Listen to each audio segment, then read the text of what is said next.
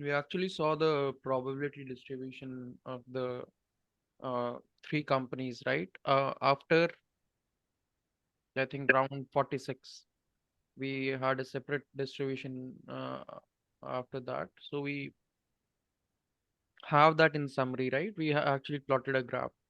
So my question to everyone is that depending on, I mean, considering this is the standard deviation. Actually, can you just take a look at the other graph? Uh, so yeah, so you have both the graphs. One is telling you that what is the probability of uh, company A, B, and C winning, and the other one is the standard deviation. So my question to everyone is that considering this, what's the best strategy to play according to you all? And we'll go one by one, and you guys can unmute and tell us your best strategy. Athava, you want to say something? Yeah. So, how do we know that from this second graph, count of winner graph, how do we know that this is the right probability distribution? Because Don't to know. count to like conclude that this is the right probability distribution, we should We have don't know. very large number of trials, right? Right. We don't know. We don't know actually. This Hmm. is the best we have till this point, As of now, yeah. as of right now. And you're quite right about that. That we'll need lot more data to actually figure out what the distribution is. But this is the best we have to offer as of right now. And that's the standard deviation graph that you can see there on the left hand side. So considering this, I will take names and you guys can unmute yourselves and tell me what do you think should be the best strategy to play. Okay. Swapnil, are you there? Okay. Okay, one more small question. Yeah, What does standard deviation mean? Like, I know what it means mathematically, right. but what is its intuition? Like, Okay, why are we okay. plotting standard So deviation here? you have some data, right? So you have some data, and there is a mean for that data. That's the average, correct? Mhm. Yeah. Standard deviation tells you that how much your data is spread with respect to that mean. So this Okay, standard right. deviation is actually telling you that what is the what's the word for that? What is the difference between the richest and uh, uh, the the poorest? In this case, I guess we have I couple of think the countries. word you are looking for is disparity, I think. Pardon? And disparity. Right. Disparity. Yeah. So disparity. So as we play, the standard deviation should increase, right? Yeah. So what this increasing standard deviation tells you is that the rich are getting richer and the poor are getting poorer. So the Yeah, difference is increasing between. increasing. Yeah. So yeah, I guess Swapnil, can you unmute yourself and can you tell us, considering this standard deviation plot and the distribution of probability distribution till this point, I'm not saying this is the probability distribution. I'm saying this is the best that we can offer to you at this point in time. Considering this, what is your best strategy to play? Yeah, saying this, I would probably if I'm earlier, I was taking 33. So I would go with same, but now I like 34 would be for Chetan. Since I have seen that if you take much, like even the 2% will fall you, will like decrease your amount for larger. Like I have only decreased for 2% and lost 30,000 just in one round. So I just want to give Which round 1% was more that? to I want to Chetan. take a look at the investments. Which round was that? Can you recall? It was actually, I think, around like 40 or 50, I think. Can we take a look at that, Ankit? So you lost how Yeah, much? let's 20,000. Uh, let's see where there is a drop for Swapnil's investment. Rapid dip. yeah, I think it decreased to 76,000. 76. And Yeah. okay. Uh, The lowest value that we were having was 86, which was the initial, let's say from the There starting. was 179 there in round number Yeah, two. it's Let's here look at round 6 to round 7. Yeah, Yeah. around, yeah. Let's check out round 6. round 6. Okay. What was the investments during round? Round 6, Swapnil invested Itna, but Earlier Well, it was 30, 30 and 35, 35 and 30. And I decreased 4% from Bharat and gave 2% to distributed among them and lost the money. it's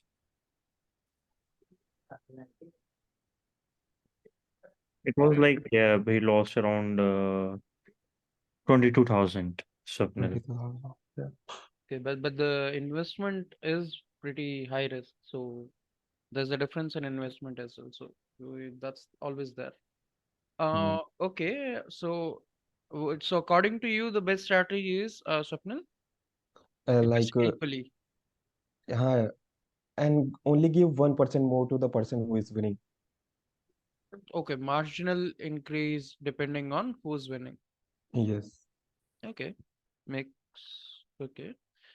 Who else is there? Sriram, what do you think, considering we have a plot of standard deviation here and the probability distribution till this point? This is the graph. These are the two graphs. Considering these, what do you think is the best strategy to play here? I would still say we'll go for even, okay, because we'll go a bit towards Chetan side, like 40% maybe for Chetan. Okay, because he's been winning a bit more. But still, because this is not based on any factors, right? It's just a random pick. It's not based on some factors where it's not based on reasonable factors, mathematical factors. So you can't, say, okay, fine, Chetan is the next time. Just because the probability has played that Chetan till now, we can't continue to say that, okay, Chetan will win. That's what we had seen this happen with, I think, who's that? Anurag, right?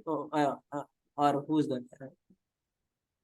Yeah, so we have seen that already happen with Bharat. So Bharat had won continuously. We thought that Bharat would go, but suddenly Chetan rose up from nowhere and then he started winning. So this probability, this statistics graph is all, it's welcome, but you cannot, it's like a pinch of salt still.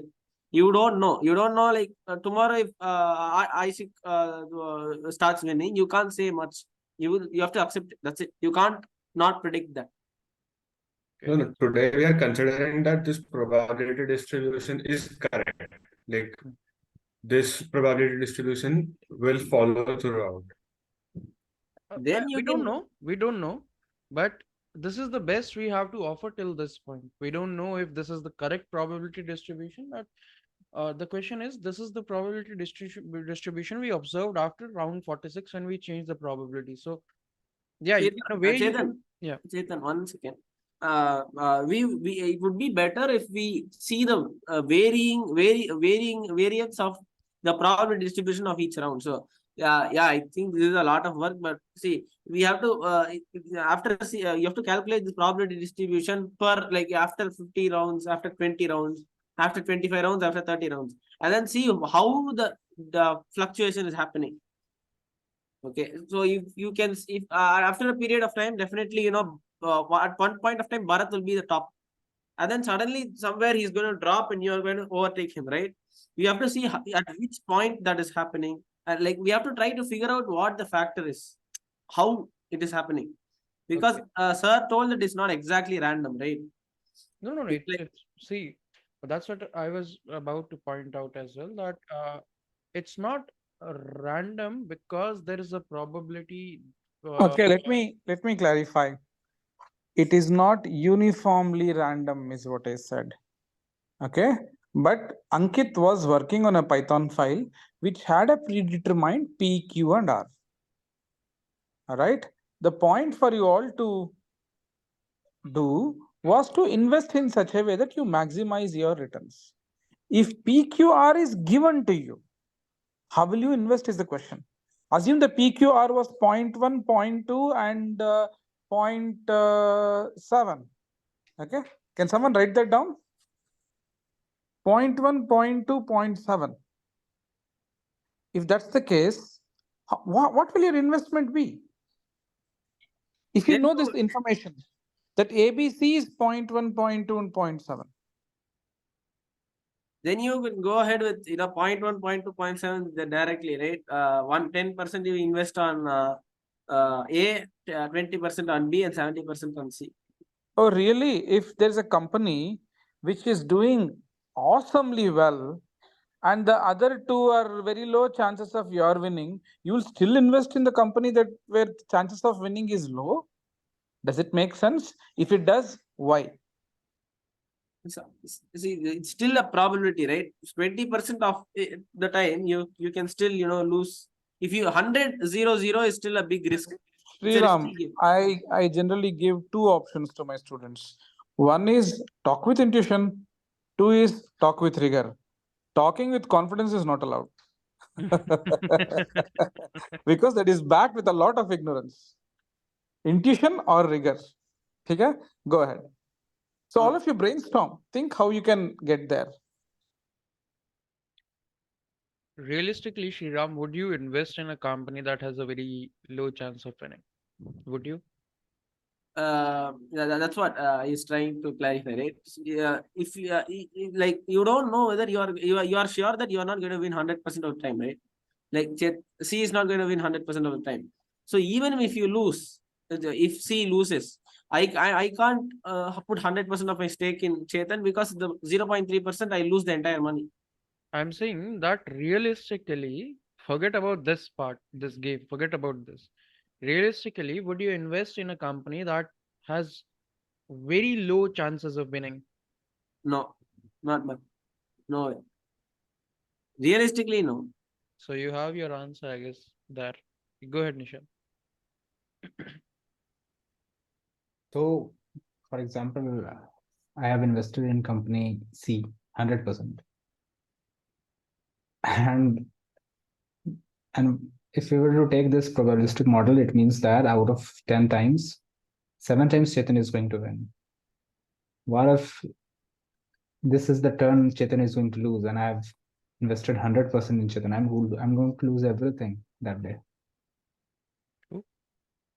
So, in order to keep myself afloat, I should kind of make such a strategy so that I do not lose everything on a particular day. So what would your strategy be? So I'll not invest 10% and 20% and 70% in this proportion. Even if I'm investing 10% on, I'm only I'm going to lose my 90% on the day. On the day, even if Ashik is kind of winning, I'm only going to retain my 10%. Okay. Isn't it? Isn't it? I'm going to get return of Not only the 10. 10%. So this is exactly the thing that I was trying to clarify yesterday as well. It's not the percentage of your capital that you are investing according to which you are going to get the return. It's the percentage of the money that is invested in the company according to which you're going to get your returns. No, that is not my point. What I'm saying that forget what I'm winning. Tell me what I'm losing. You can't be certain of what you're losing without actually looking at the capital that is invested in the company. That's the answer to your question, and that's the thing that I was explaining earlier as well. Yeah, even got when lose- we, You go yeah, ahead. even if we make the investment by knowing the probabilities, I don't think just knowing that would be enough. You would need to have some idea about what your your competitors or the other people are investing. I think just knowing the probability is not enough. Correct. That was my point. If I know the probability of somebody is winning, You can, I cannot invest accordingly. Because if I'm going to invest 100% or say 90%, even 90%, 90%, if I'm going to invest 90% of my money in, for example, Bharat on a particular day, and he's going to lose, then what?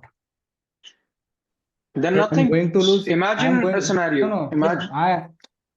Think- what will happen to me? I'll only get back what I have invested in proportion of what I have invested, isn't it? No. And if That's Chetan, let me take the complete this example. I have invested 90% in Bharat and 10% in Chetan, 0% in Ashik. Fine. So Chetan has won.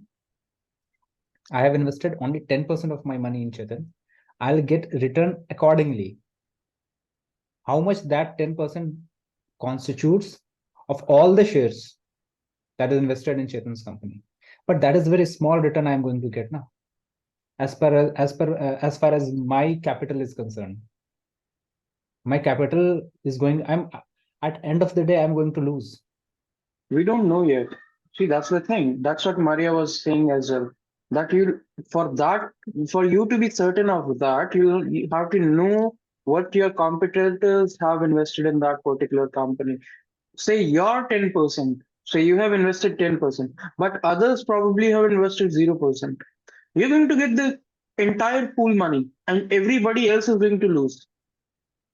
That's one scenario, although very extreme, never going to happen. One such scenario. So what would happen to my Consider this, 90%? Can you explain that? consider, to Pardon? consider this thing, What will happen to my remaining Just a second, guys. 90%? Don't talk when somebody else is talking. Go ahead, Ankit. Make your point. I was saying that it's tough to measure each and everyone's spending. But whatever everyone is losing, you can estimate by how much growth your investment is making. So from one window thing, we can consider like wherever we have invested at a single step, we monitor how much we are losing and how much we are gaining, and try to estimate like this is the complete picture, how much rest of the money is flowing, and means at the losing side. The thing is, investment here, it's just three companies, yeah. So we know at least one will win and two will lose. So considering this case, I will never bat on a single basket. Understood. Go ahead, Because Nishan. Okay. yeah, Yeah. Make your point. Make your point. Yeah. Sorry. I thought you were done. okay. Nishan considered the case when he invested zero in Ashik, some only 60% in Bharat and 10% in Chetan. No. By any chance, 0 in Ashik, 10 in Bharat, and 90 in Chetan. That okay. was. If by any chance Ashik wins, then all your money is gone. That is my point, no? Yeah, that thing. And the probability is non-zero for that. Yeah, One it's not second. it's One not thing, that is, two astrologers can disagree. So can two doctors, but two mathematicians cannot disagree, because if they do, they sit down and work it out, and one of them is right. So we have to come to a conclusion. Two of us cannot have two opinions about this. We have to come to a conclusion. What is happening here? Correct. So let's go slowly. Can one of you share your screen? Meaning, I mean, writing pad.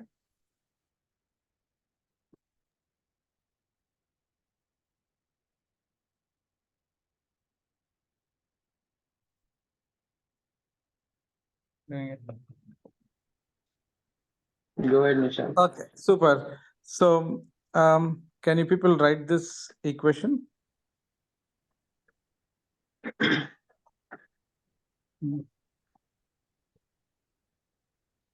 Yes, sir. X plus Y plus Z is equal to 1.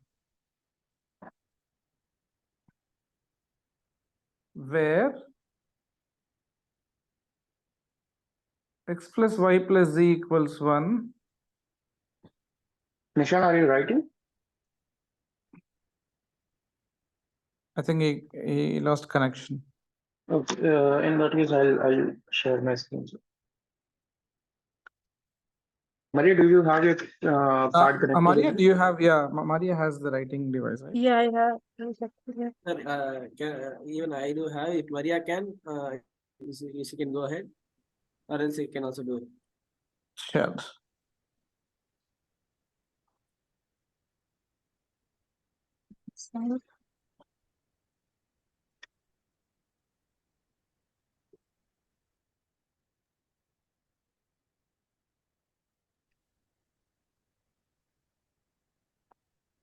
Oh, Nishan is also back. Okay, so let's continue with Nishan has already written. Okay, x plus y plus z equals 1. These are the probabilities. Instead of PQR, let's keep XYZ. Okay, wait. Let's call it PQR only. P plus Q plus R equals 1. Next line. Okay. ठीक है. P plus Q plus R is equal to 1. Now you need to distribute your money, which is x plus y plus z equals 1. है ना? Whatever was your money, 1 million, you had to distribute it as in the quantity x plus y plus z equals 1. Am I making sense? Yes, sir. Next line you write down P, comma Q, comma R, comma X, comma Y, comma Z. All of them are, they belong to the interval 0, comma 1. Correct? Yeah. Yes, sir. Makes sense? Because they cannot be negative. Maximize Px plus Qy plus Rz.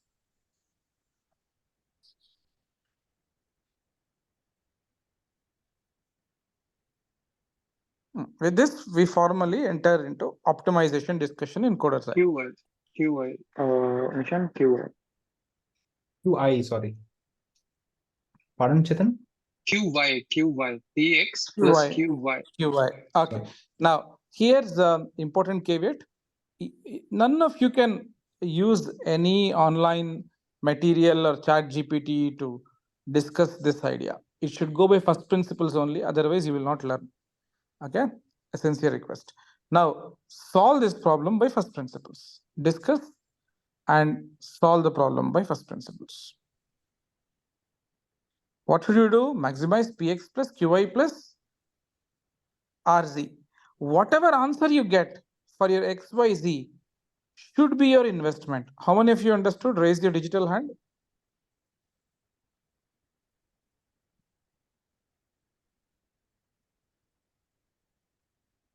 Okay, maybe you three of you can reroute the discussion by explaining what you understood to others, and I'll also cross check that you have understood it right.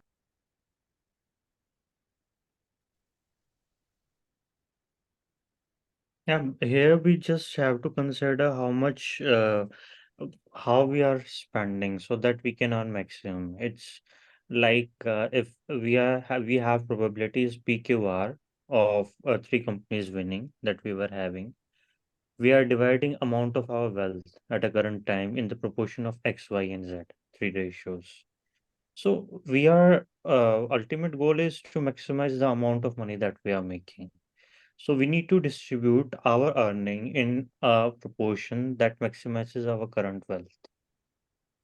Now, if you were to write x plus y plus z is equal to 1 million, which happens to be the case, that's the actual problem. But we are writing 1 for just ease of notations, because you can always maximize px plus qy plus rz जो हम लिखते हैं ना, with x plus y plus z equals 1 million also. But it's just, you could just call it 1 unit, right? Easy on calculation. I hope you all agree here. I hope you all understood what I'm saying here.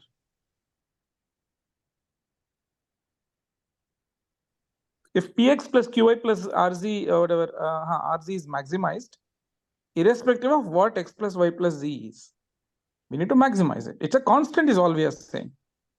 Correct? Okay. Any inputs? Maybe an inspired mind can even take a look at GeoGebra.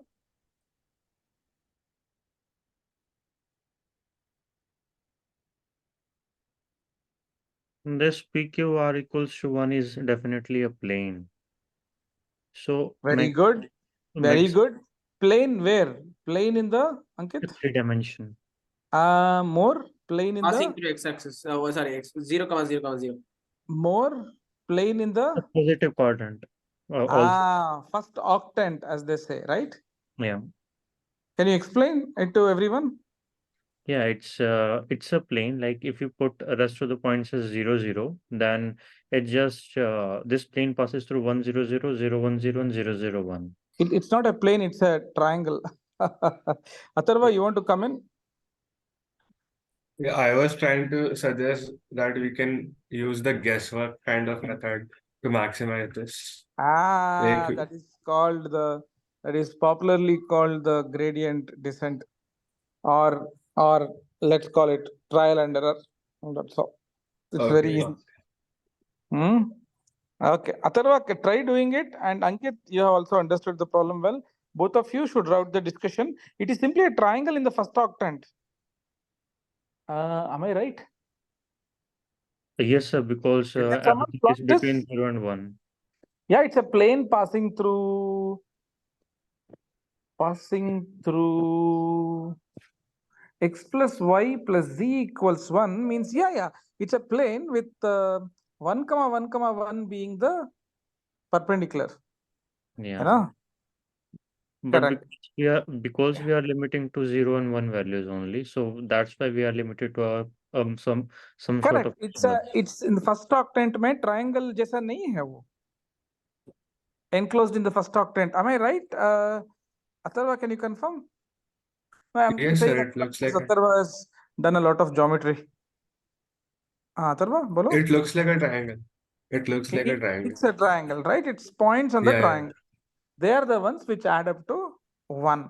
Now, you should take 2 of these points, take their dot product, and maximize it. Isn't that fun? Okay. Okay. Rest is left to you people. Discuss a lot. Do not use anything from your memory or from internet. Everything should be from first principles. And I told you, no, intuition is allowed. Or when intuition is not there, some rigor is allowed, because I'll explain this for a minute. Sometimes in n dimensions you're working, intuition is not allowed because we cannot imagine things in n dimension. Then you can use rigor. Okay, or you can use intuition. Don't use anything in between is my strong suggestion in the interest of your learning. Okay, on to you people. Lot of fun discussion you can do and relate this with whatever happened yesterday. Okay, go ahead. Hint, there's a very easy way of seeing this problem. I'm not telling you that on purpose. Okay, yeah. Another quick hint. Make the problem in 2 dimension. Why are you considering Ashik, Bharat, and Chetan 3 people? Huh? Bharat is missing today, no? Let us leave him. Think of only Ashik and Chetan. What will happen to the problem? Biggest possible hint for you people. The problem is actually solved in 2 minutes. You can conclude and leave the meeting actually. Think, onto you people. Yeah. Would anyone like to open GeoGebra 2 dimension? Yeah. Super. Let's go with the visual approach first, then see.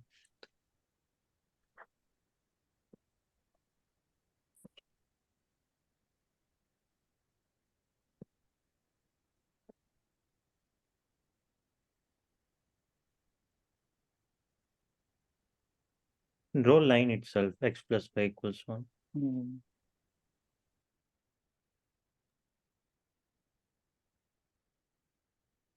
Okay, zoom in. So that we only see a triangle, nothing else.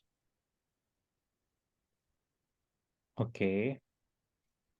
Now guys, I would like a few inputs. Like now our system of equation is like px plus qy equals को maximum करना है, yeah? Small warning, know which tuple is constant, which tuple is variable. Right? Okay. Nothing, yeah, that can always, okay. So if we consider 2 vectors, one vector is pointing to this Its just direction. because ultimately it's the dot product. It's like dot product of 2 vectors, yeah. So when is the dot product of 2 vectors maximum? When cos theta value is if you don't consider But the they're multiple parallel points, to each other. yeah, parallel to each another, or they coincide. Yeah. Zero. Uh, Angle is 0. yeah. So now how we can extend that idea here, the dot product thing. So Interesting. either, so in this case, if uh we put both of them to 1, I think we can get the maximum value. No, sorry. If we put both of them to, sorry, one. If we put both of them to 1, 0, No, then we can see, get use maximum X5 as value. parameters. I'm not helping you people. I'm just telling you people broken down version of what you're doing. Use X5 as a parameter. Okay. And then A plus B equals 1 as a parameter. A, B is fixed. X, Y varies. X comma Y. On this line only, of course. Yeah. Right. So what you can do is vary X and Y varies automatically, right? When X varies, because you're on the, see, all I'm saying is take a point and move it on this line. Okay, take another point, fix it, A comma B. Take its dot product and see when is it maximum.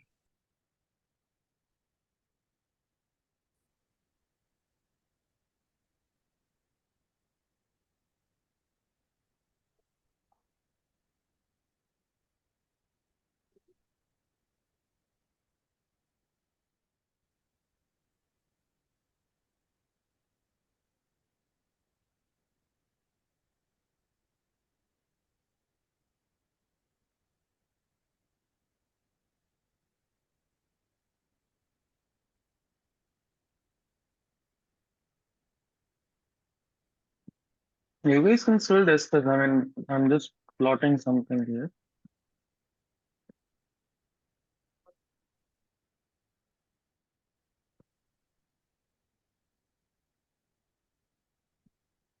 That has to the perpendicular passing through region. Okay.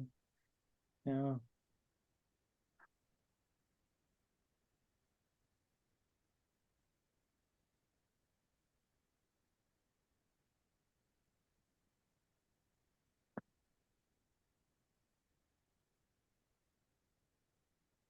That is just where when they are aligned to the X or Y axis.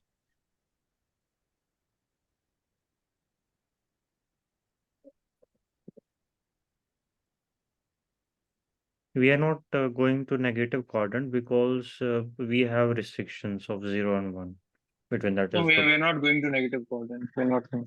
so maximum we can attain is the 1 when this points are when both the points are either along x-axis or either along y-axis only, means 1 0 or 0 1, else we are not maximum.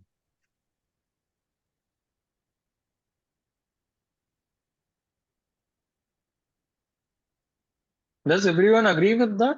I just want to hear everybody's opinion on this. And what do you think we are doing here? Can anyone paraphrase all of this? Not Ankit, not Atharva, anyone else? Maybe Swapnil, Shriram, Sarthak, Nagashri, Anurag, Nishan is here. Nishan, you can. Anyone? The dot product is 0 when angle between them is 90 degree, and when they're coinciding, the dot product is maximum, that is 1 of two vectors. And of course, two vectors are lying along a line only. If they lie on the Excuse. same line, then they are 1. Okay. They're lying on the same line, then they're 1. No.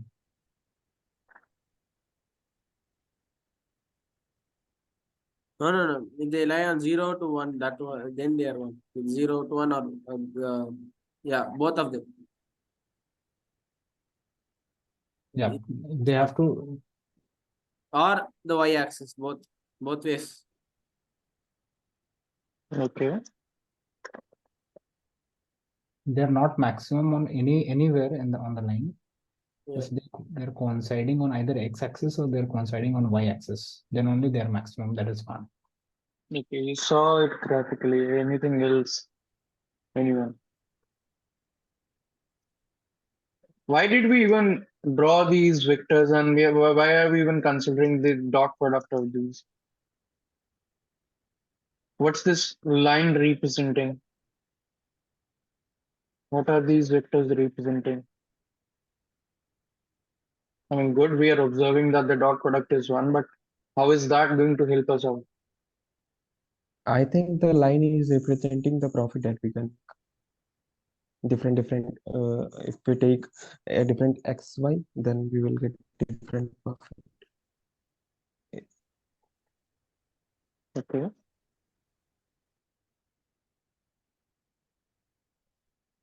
Anyone else?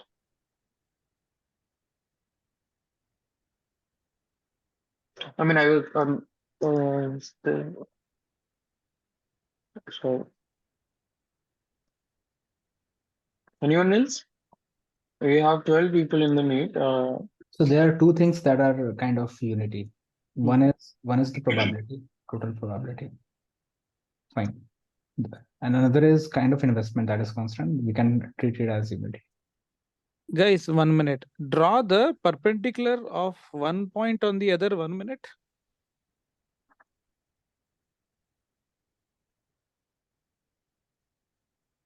Draw the perpendicular of one point on the other. I'm just saying Atharva because I have discussed with him. He probably will easily understand, and hence he can help others too. So Atharva, do you think we are just looking at the perpendicular drop from that point to this point and its distance from the origin, which happens to be the dot product? We want to maximize it. When will it get maximized? Isn't it obvious? Yeah, when they are parallel to each other. That's all. Can you now guide? Okay. So in this case, if B and A coincide, we'll have the maximum dot product, right? Can you rephrase that statement, Atharva? Because Okay. Let me see. Dot product is like no, projecting factor on just a another. second. Just a second, Ankit. I would like Atharva to elaborate on this. Atharva just said that if they coincide, the dot product is maximum.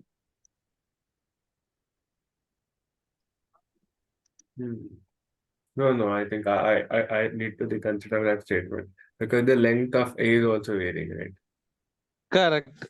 So norm Yeah. of that plus norm of this is also there, but still intuitively, if you work, that's a small change in the length, because if it's on the circle, it will be of the same norm, right? Otherwise, intuitively, you can see that this seems to be the place where that perpendicular distance is being maximized, right? Totally intuitive. Yeah, go slowly, Chetan. You are asking the right question. Make Chetan understand. So that's it. I like the fact that sometimes when you don't understand, you people don't give up. You confess your ignorance. That should be the way. Go ahead, fight it out, find out, and slowly proceed from here to the best strategy in yesterday's experiment. Please note, at the end of the day, you guys are making money here. Don't forget that math is coming because of the astrologer code that I told you. That there's no point arguing. We'll sit and find out what's happening here. Idea is simple. When is ax plus by plus cz is maximum? When a plus b plus c equals 1 and x plus y plus z is 1. Right? Yep.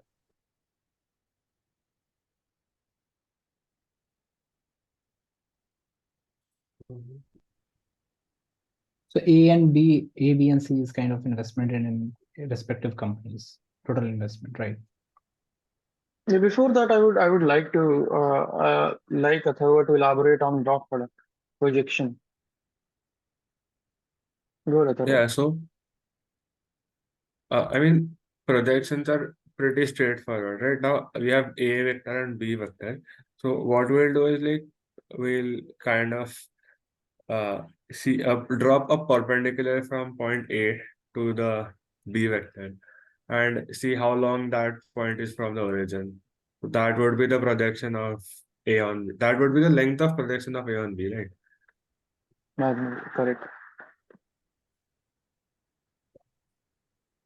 Dot product is basically in dot product, what we'll do is that we'll scale that projection by the magnitude of B also. Correct. So So if in you this take we if you take a yes. look at So here, what we are observing here is that it's somewhere around the projection of this is going to be somewhere around 0.45, 0.44, right? No, no, And you if you kind of slide A to in lines of 0.4, it will become 0.4 only. Yep. yeah.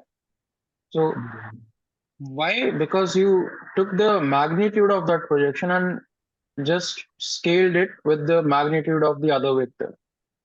So the magnitude of other vector is 1, and that's what we are observing here. The perpendicular would be projection of this, the magnitude of the projection of the vector A on the vector B would be 0.4, and scaling that with the factor of 1, which is the magnitude of the vector B, gives you the dot product. Perfect. Okay. Now that we are all on the same page, Length of projection is 0.6, Chetan, isn't it?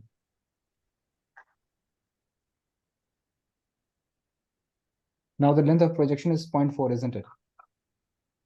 what do you think? The perpendicular distance. Not the perpendicular distance is not the projection. No, of course, that The is not the magnitude of projection. the magnitude of the projection. What do you think would be the magnitude of the projection here at this point? 0.6. Guys, consider the projection thing as being shadow casted Correct. by a light that is perpendicular to the vector that you are looking. Like here, you are looking the projection of A on B. So consider a lamp that is along the far away at y-axis. So where will that shadow be if these all lines are parallel? So that will be 0.6. So that's just the dot product. So if you take a look at here, Ankit has okay. Sorry, Otherwise, there's some significance of length of projection here.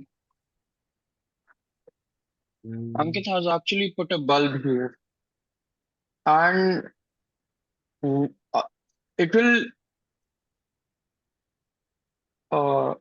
cast light on this vector, right, on this point. So that will cast a shadow on this vector B.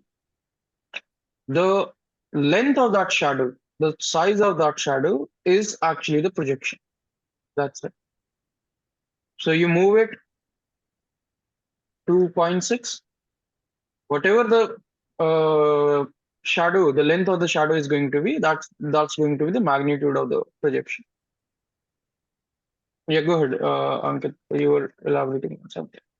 Yeah, it was this idea, but the magnitude thing, it's like dot product is more like mode a mode पे cos theta, na? Yeah. So, and they scaled up. If we take the projection, it's because unit vector. So we are not considered. We don't have to consider the magnitude thing. Okay, how much it's going to scale. But when we consider the maximizing problem, we are still required to a magnification that Atharva said with the magnitude of the vector that we are projecting on. Like now the bulb has to be perpendicular to the vector B. Yeah. It cannot go anywhere else. Okay. So So what I think is like we have two things. We have to maximize the projection of A on B, and we have to maximize the length of B itself. so the length of B can be maximum at what position? Can anyone tell me? Yeah, it would be maximum on 0 and 0, 0, 1 and 1 0. 0, 1, and 1, 0. Okay. Why? Can you elaborate on that? I mean, we know we can see it. I just want an explanation for that.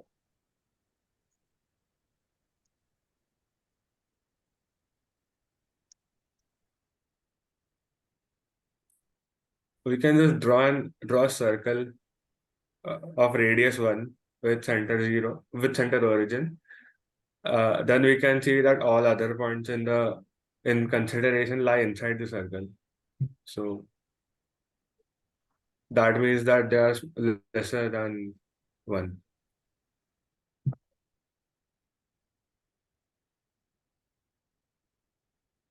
This is what you meant, right, Athru? Yeah. So the B vector can only be maximum at 2 points. 2 points. Okay, one explanation. Nice. Okay, what else? What else? Okay, now that we are on the same page with the dot product part, what is the dot product and why we need to worry about the magnitude of vector v and the magnitude of vector a. Sorry, vector b and v, b and a. Sorry. So now can anyone paraphrase what are we trying to do here? What is this dot product representing? What is this line? What are these points A, B?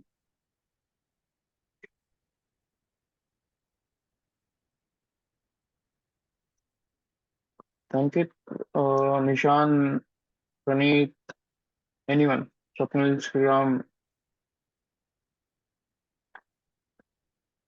I just want to. Give an idea, means we can always discuss if we didn't get a point. Just try to express it, whatever you have in mind till now. Yeah, you can type in the chat as well. We'll look in the chat if you're not comfortable unmuting. Although I don't see any new people.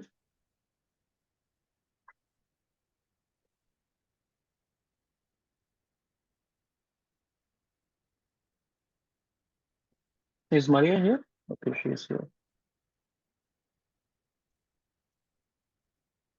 Guys?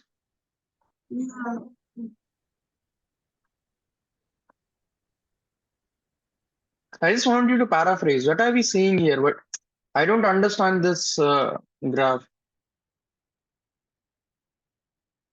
I only understood what Tharva told me about the dot product. I've only understood that much. I don't understand why did even sir ask me to plot this x plus y equals to 1? Why are we taking the dot product of these vectors that lie on this point? What are these vectors representing?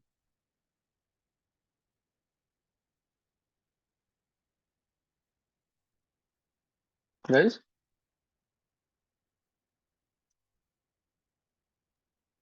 Yeah, so x plus y equal to 1 is because it's a probability, right? Okay. So that's why it's x plus y equal to 1.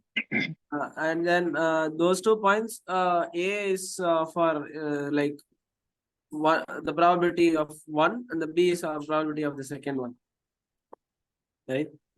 Okay. So when you take the dot product, what are you doing?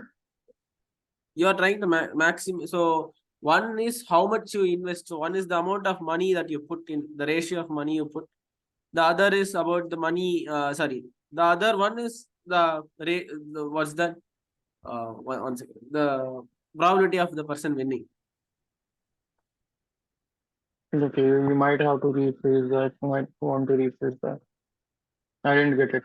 Ankit, are you saying Ankit? Okay.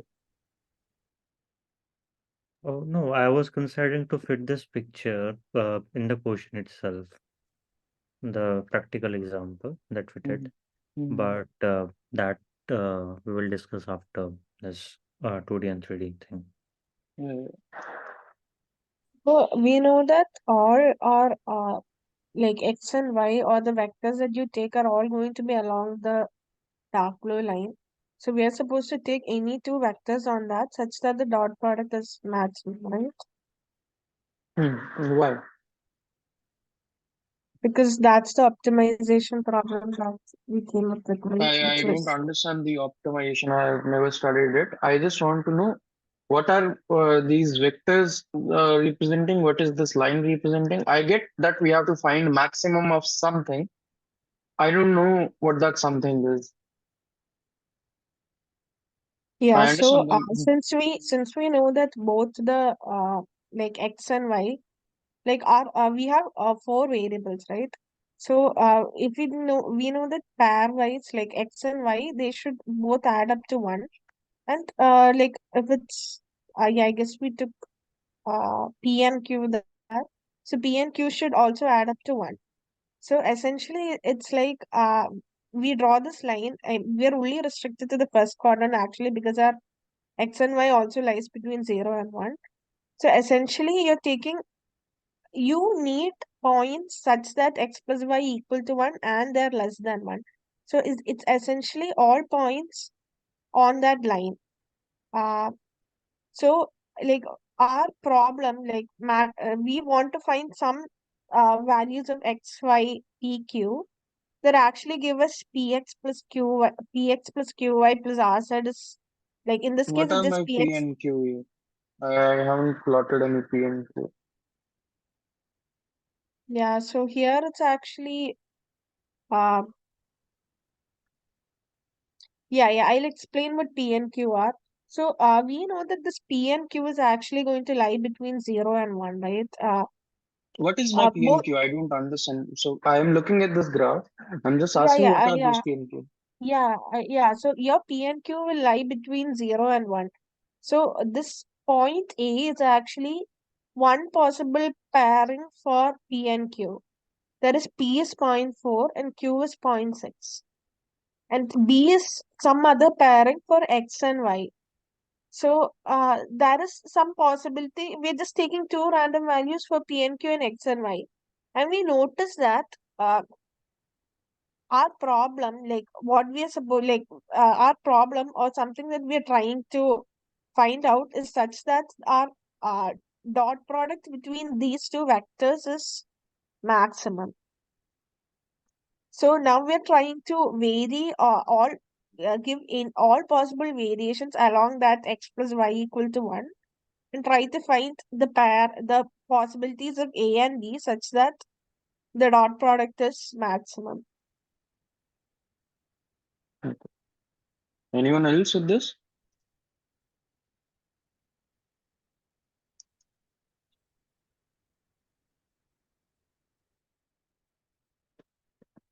Yeah, Nishan hasn't understood what A, B, P, PQ, and other things are. So would anyone like to paraphrase what these things are? Nishan and me, we both have not understood this. Anyone? Maria just explained something. So what have you guys understood? Anurag, Shriram, Swapnil, Sarthak, Praneeth, even Atharva, are you here if you? Yeah.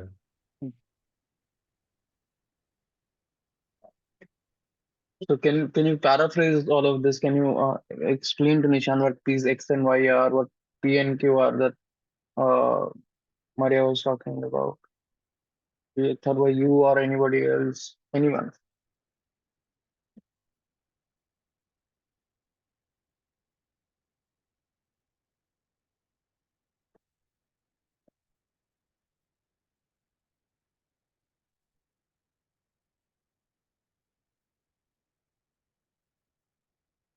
Okay, X plus Y No, equals to what is this? before telling x plus y represents what, let us talk about what is x and what is y. Let us go one by one. Yeah, so we know that condition that we started with is Vectors, that Maria, vectors. I'm not getting. The voice is not clear, I guess. okay. Maybe someone else can try. Like I have No, to no, connect it's my. fine now. It's fine Now now. it's fine. Now it's fine. Yeah, so so we have two pairs of variables. So first thing that we notice is that these pairwise, like a plus b is should add up to 1, What are and those variable representing? yeah, That's what yeah, Nishan's question No, is. the question is, what does a comma b comma p comma q represent? That is the Yeah. question. p comma q is the probability distribution of the what you invested in company A and B. Probability distribution Probability distribution of what I or invested. the investment. Yeah, the investment. We are Probability assuming distribution or the investment. It can't be yeah, the same. probability, probability of the company winning. P Okay. and Q is the probability of a given company winning. Yeah, like sir took P, Q, and R for 3 companies. Now we are restricting our scope to 2 companies. So P and Q are that. And What are X and Y? So it is pretty much clear why X and Y are X plus Y is equal to sorry, why P one, plus Q is yeah, equal to yeah. 1. It is pretty much clear because it is always going to be 1. If the probability of company P winning is 0.4, then of course the probability of company Q winning would be 0.6. That is Yeah, sorted so out. A Now, and what is B, X? A and B is the Not A and B, X and Y. actually yeah, P and Q is your probability, like probability of that company winning, and A and B are actually yeah, A and B are the A and B and P and Q were same things. Now we have to discuss what are X and Y. yeah, I'll come to that. The reason we are plotting X plus Y equal to 1 is that we know that P plus Q is always going to be 1, right? Okay. That's yeah, because P plus Q is equal to 1. We know that A plus B is also equal to 1. What are your A plus B? Yeah. A and B are the proportion of No, I Marina, guess either we not take AB proportion. or a PQ, isn't it? Guys, The guys, thing is, you they are not can take proportion. just one a second, as guys. the Just a second. Just a probability and second. one Let, as let the me just a second. yeah. Let one by one, you guys can speak. Don't interrupt when somebody else is making their point. Yeah, go ahead. Maria, go ahead. Yeah. So A and B, yeah, A and B is the uh yeah, you have 10 lakh rupees. The proportion you're investing in company A and company B is A and B. Okay. Yeah. So we know that A plus B equal to 1 and P plus Q equal to 1. So essentially, they're all going to be points on this equation of a line called x plus y equal to 1.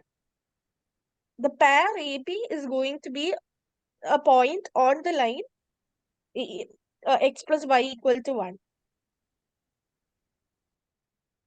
And AB is going to represent your investment in a particular company. Yeah. And the In the point, two companies. yeah.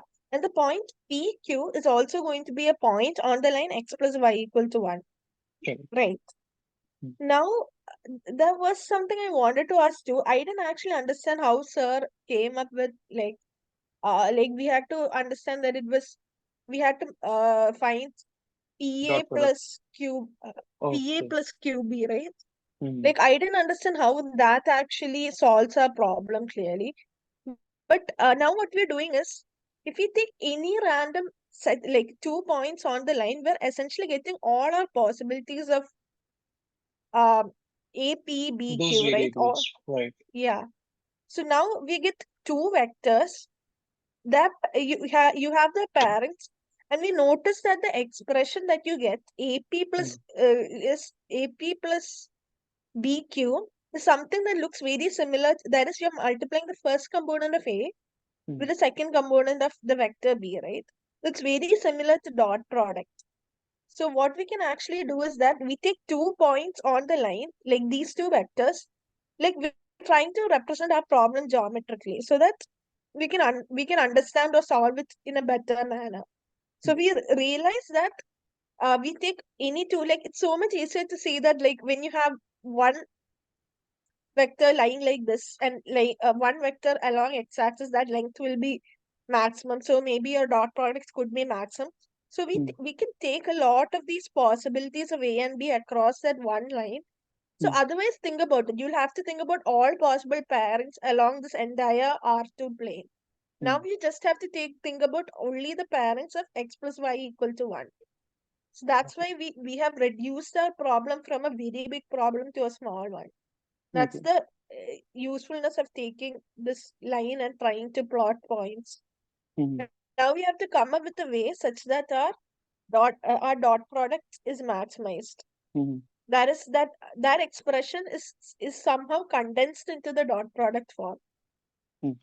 Right. Okay. I'll just quickly paraphrase what I have understood till this point, and after that, Ankit can make his point. I see his hand up. So, uh,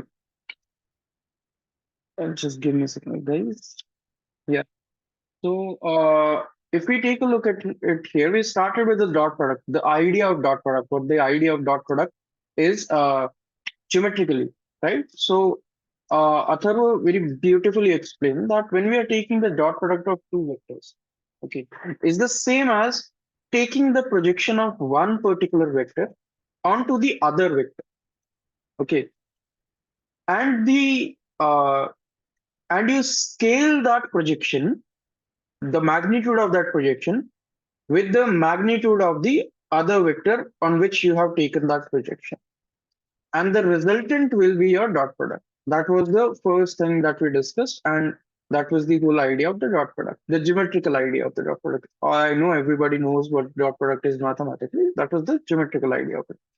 Uh, the second thing that we discussed here is what is this line here? What is this line x that I have plotted? X plus y equals to 1. Okay. So Maria very beautifully explained that we had this problem. We had this problem where we had two companies and people were investing in those two companies some proportion of their capital. And since we know that, say, my probability of company A winning is some x or some, let's forget about x and y. Some, say it's 0.4. I intuitively know that the probability of the other company winning would be 0.6, since the probability of this company winning is 0.4. And say I have invested 0.3% of my capital in that particular company, then I already know that the 0.7% will go to the other company. I am talking about percentage, the investment, the percentage of the investment. So the sum of those is equal to 1. So this line actually represents that the possible values for my probabilities and my investments, all the possible probabilities for that. Forget about this line extending past the x-axis and y-axis. Nishan, I see your hand. So forget about the line extending past x and y axis, but this line between these 0, 1 and 1, 0 is representing all such possible values that my probabilities and the possible investments can take. The coordinates of these vectors a and b, they represent those two values. Say I have taken, let's suppose that my b vector is my investment in two companies, and my a vector is the probabilities of those companies. So say here, if my a is at 0.8, 0.2, then probability of one company winning is 0.8 and the other company winning is 0.2.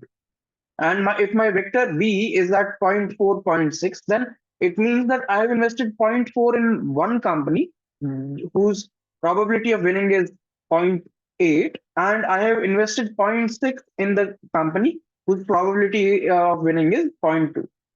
So this is what I have understood. And when we say that these vectors represent that, right? These vectors represent that. So let me write it down here. So say my vector A is actually at 0.8, comma 0.2, right? And my vector B is at 0.4, comma 0.6. These are my vectors, right? What that dot product means is, or maximizing the value for those. I took the dot product of these, right? So that's 0.8 times 0.4 plus 0.2 times the 0.6. So we have to maximize these values. Obviously, I have taken the numerical values here, but you can consider them variables as well. So this is what we have discussed till this point, and we observed that the values for these the dot product maximizes when the magnitude of the both vectors is maximum, which Atharva very beautifully explained with the example of circle. So if the circle is of radius 1, the values of the vectors will only maximize at 1 comma 0 and 0 comma 1 at the radius. If they are equal to the radius, only then it will maximize. So the maximum magnitude will be 0.1. Maximum magnitude will be 1. And when the dot product maximizes, when both of them coincide, that is the theta angle between both is 0, and cos 0 is 1.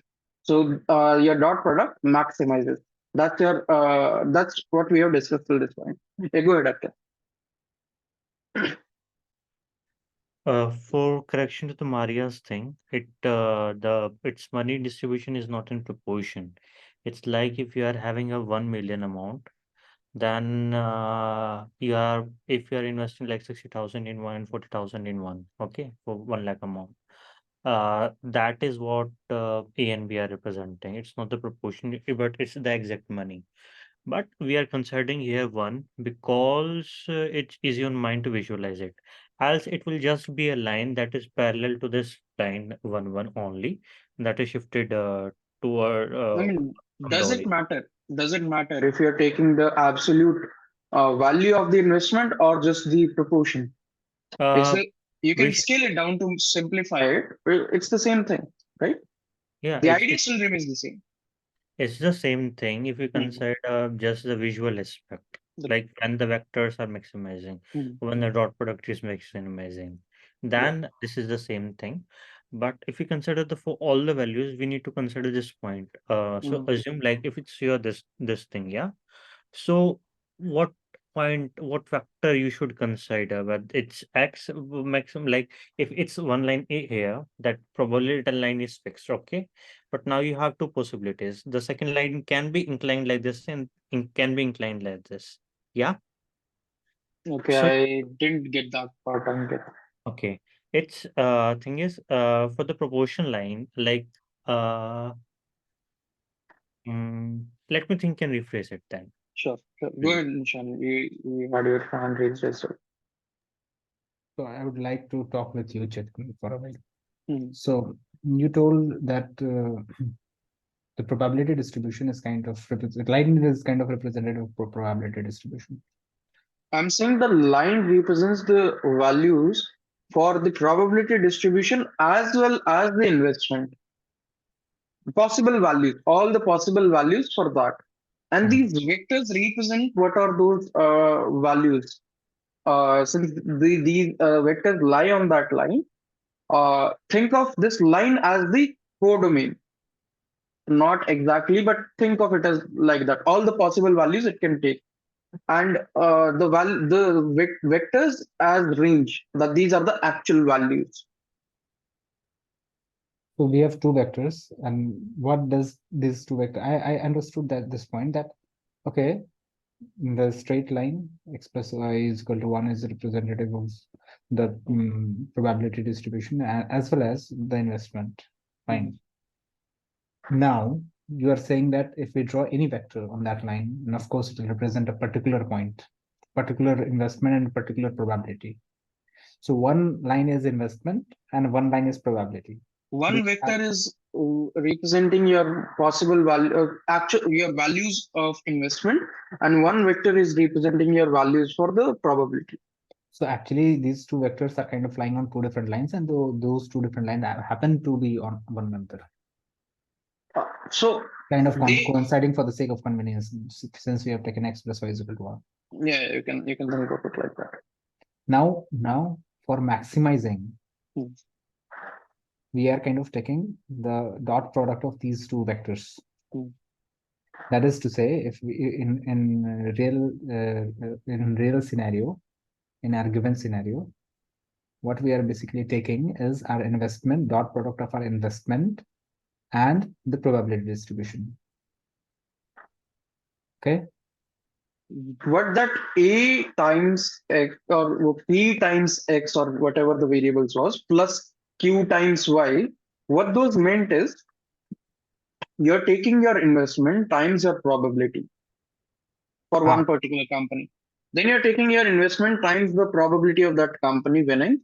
for the another company, and you're summing them up to actually represent what is the value that you have gotten, the return, and you're trying to maximize that return.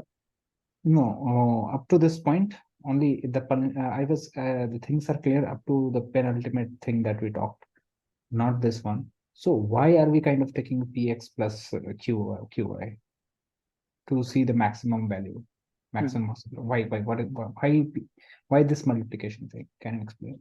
Okay, this is what I have understood. I'll explain that. But before that, can somebody else paraphrase what I said about the probability times the investment of two companies and summing them up for the return that I'm going to get. For return, we are kind of summing them up. Yeah, because you are investing in two companies, right? So the total return will be will account for both the companies.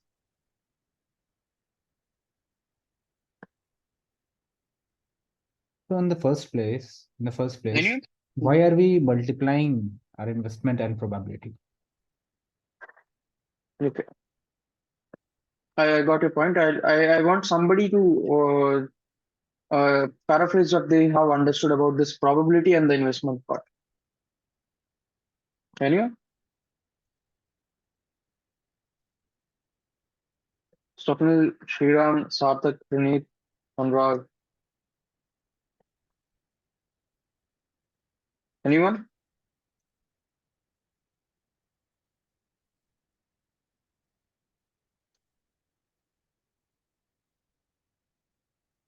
Atharva?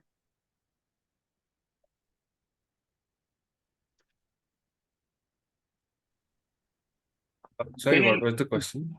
The question was, let me just write it down.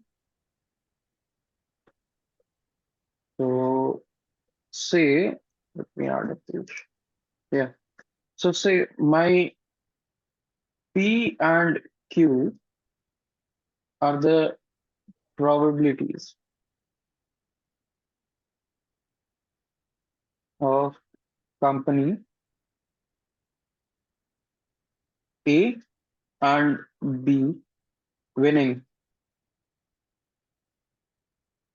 and my A and B, let's take A and B, or doesn't matter, are the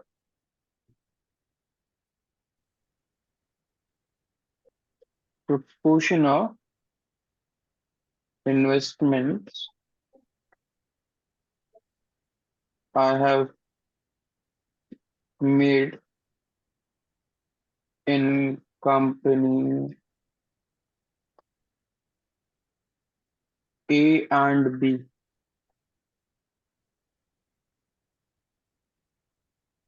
Okay, so this is what A, P and Q means, and what A and B means.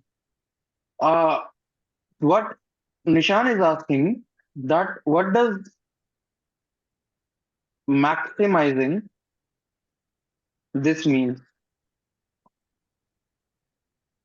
I What is the understand. significance? I understand the sum part, Chetan. But in the first place, why are you kind of multiplying probability and our investment? Why? Mhm. Can anyone tell us that why are we even doing this multiplication here, and then summing? Why are we? What does even? How did we even come to this this expression? See, one thing is, one is probability, right? So the other is the amount you have invested. So so 0.3% of the time you get the money, and then rest of the time you don't, right? So you multiply for you to get the average. Like so now you add the sum of both the money you get from both the companies. Then you want to maximize that amount. That's the idea. Now that Am I I right? think about it, even I didn't actually get this. It's kind of like the expected amount you're going to get, right? Because you're multiplying your probability times. Yes. It's like you are trying to guess the amount that you are trying to get.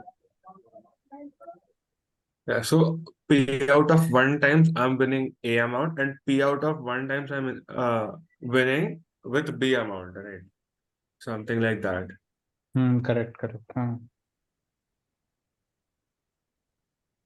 Yeah, it's the expectation of the amount you're going to it's the expected amount you're going to learn. Expected amount that I'm going to win. This was my next question. What is kind of geometrical significance of PA, Yeah. or even the practical significance of PA? What does the PA signify in real life? PA signifies like a company. What P is? P is just a probability a company is winning. Yeah. A is the amount of money that you have Investing. invested in that company. Yep. So if that company wins, then your this amount invested A will scale up. Yeah.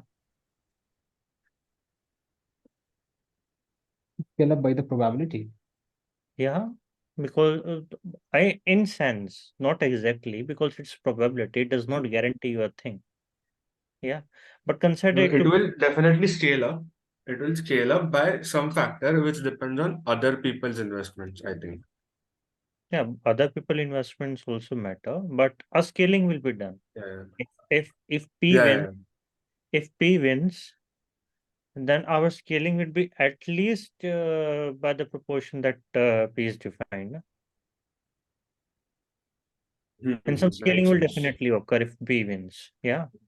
Okay, okay. So the probability of P winning, the Yeah. probability of P winning, Is P the and is the only is the your is winning is the scale. is the only representative of is that probability, that number is the only representative of the amount that I can win or I'm going to win, isn't it? That's why we are kind of multiplying with probability. Our investment Yeah, rate. but that's just this thing, now whether I'm going to have yeah, Let us that's take just let us take example, numerical examples.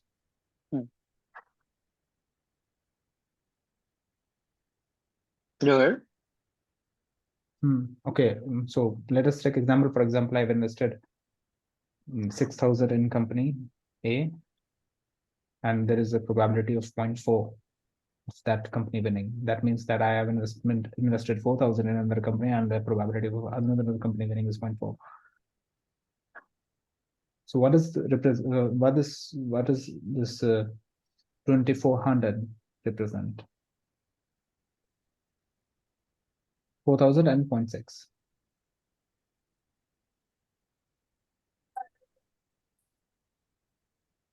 I have total of 10,000 rupees, of course. So what is this this number 2400 and 2400 represent?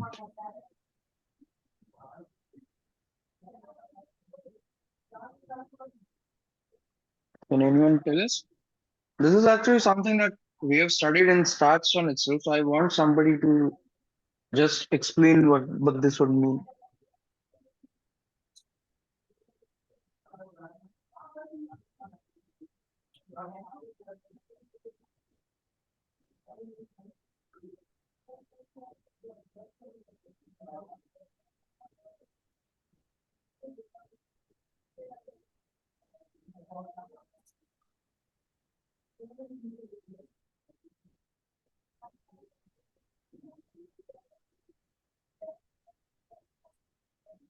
Anyone?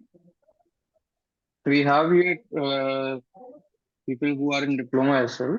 Swapnil. Yeah, it's been long since I've taken stats too, but I'm not much clear about the definition of expectation. But I think it No, represents I'm not the even talking average about amount that. expectation. Expectation is the long run average. We're only Yeah, talking yeah, about the so expectation is the summation. Not talking about summation right now. Just the probability and the associated investment or associated value.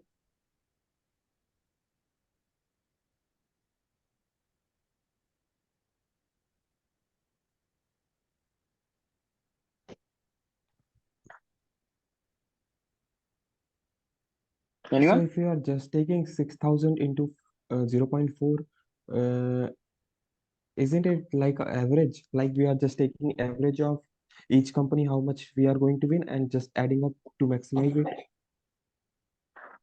So it would be like average of how much we will be in the long range, how much we will be winning by putting 6,000 in that company.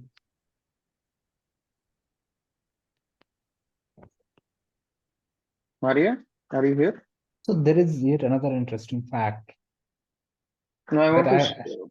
Nishan, just a second. I want to hear what Maria has to say about this as well.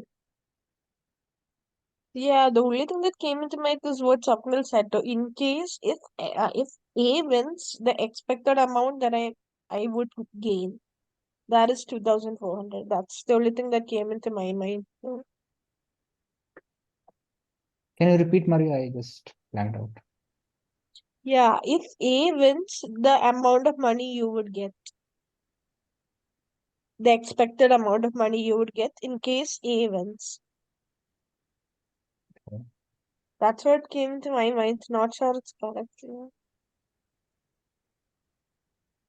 A wins, he gets all the money. He gets all the money, and the proportion of what you have invested in A, you get it. I So don't know what this it thing, individually means. Yeah. consider this in a simpler way. Like here we have only two companies here. If A wins, he will get all the amount that company B is having. Correct. Okay, that saying is correct. Mhm. Saying that I will transform my 6,000 to 2,400, that is not okay. But him getting all the money from the company B is okay. Yeah. How will A get all the money that B has? No, no, Because no, if no. this, We are actually jumping way ahead. We are talking about what will happen when company wins. The original question was just this much. That what is this PA plus QB actually means? What is this PA? What does that mean? We'll talk about what will happen once a company wins. We'll talk about that. We'll also talk about what does it mean to maximize this PA plus QB. But before that, what does this P times A mean? And what does this Q times B mean? And what is the summing of these two mean? This is the question. That's it. This is the question that I posed here.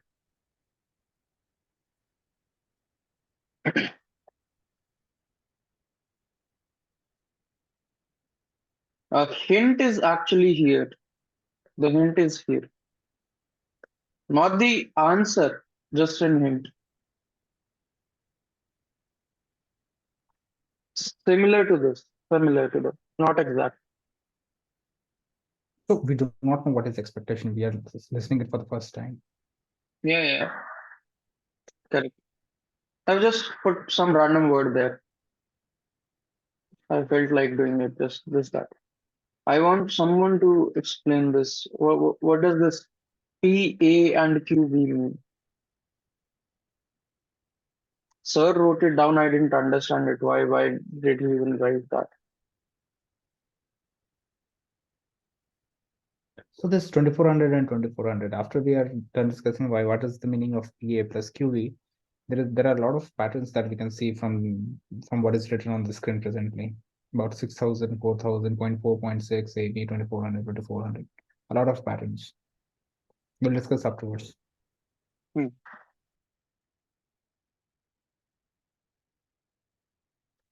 Anyone?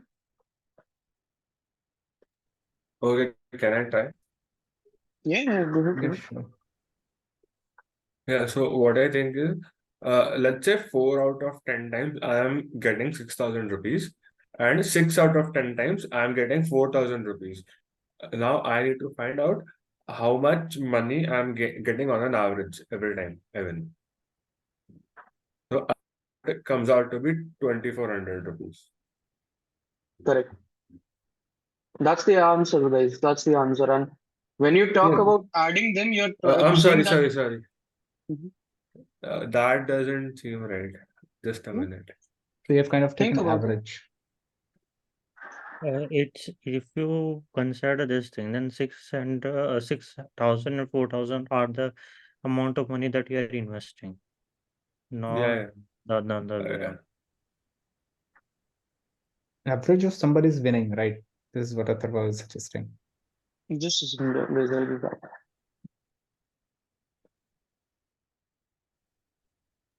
Mhm. Ankit, can you take it for a second? Yeah, sure. So, thinking about probability, associated investment, like we consider that as well. So I think what I said is wrong. Because if like 4 out of 10 times I'm getting 6,000 and 6 out of 10 times I'm getting 4,000, my average should be somewhere between 6,000 and 4,000, right? So if you see the average would be 5,000 only. The You're thing right, is, Henderson. 6,000, 4,000 is the amount of money that you decide. Maximum average that could be.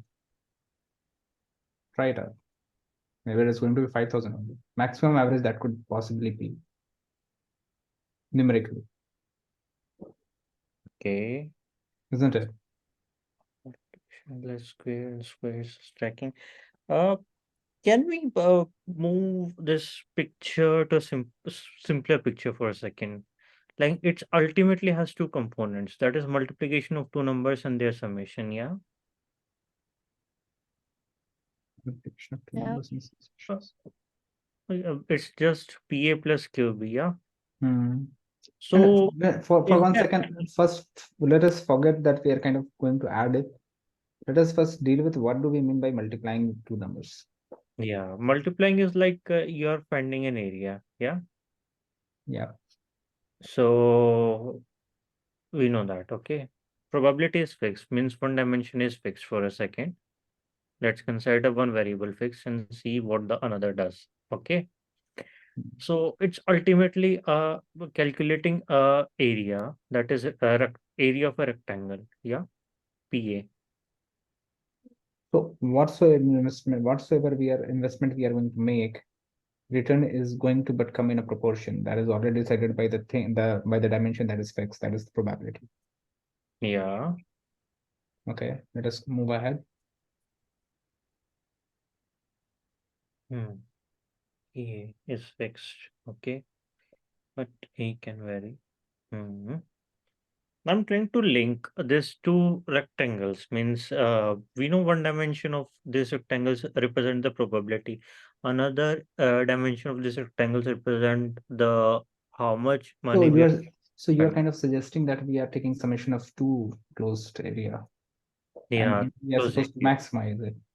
Yeah, maximizing it. So you are talking about maximizing a closed area, Yeah, maximizing to maximum two rectangles area. Okay. rectangular area. Yeah. But now I'm trying to link it somehow geometrically or visually. Means what does this actually signifies? Is there a link? Can we link? So I guess we used to maximize the area with the help of calculus currently. Hmm. So what was that approach? Can you kind of help me? I forgot.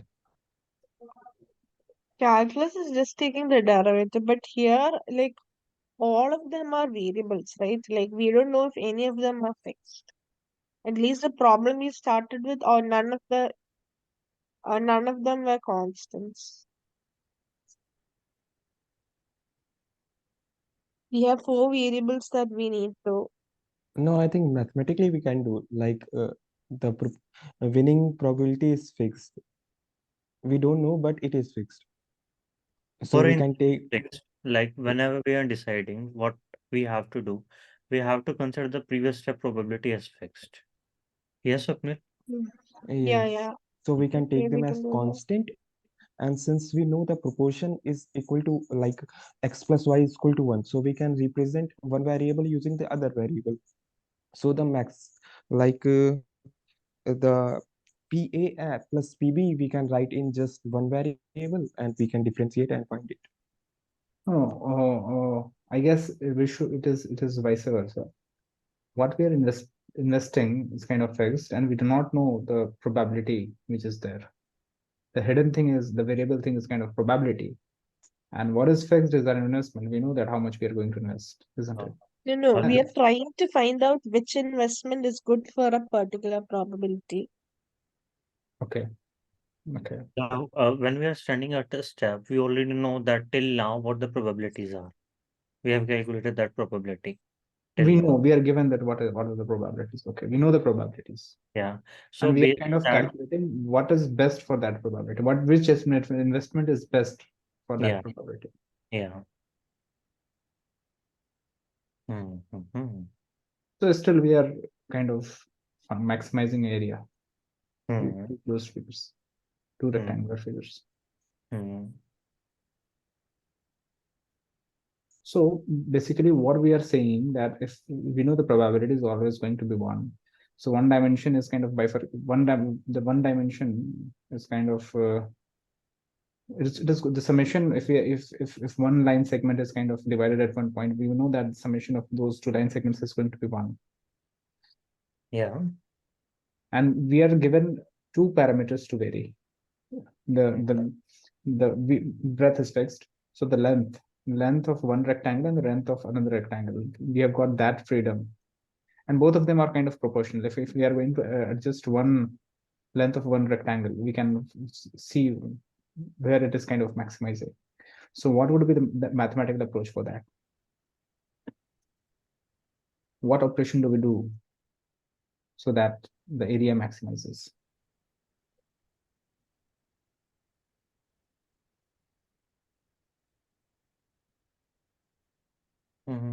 The vector, we can consider this vector as 0.4. When area is maximum geometry mathematically, when area under the curve is maximum.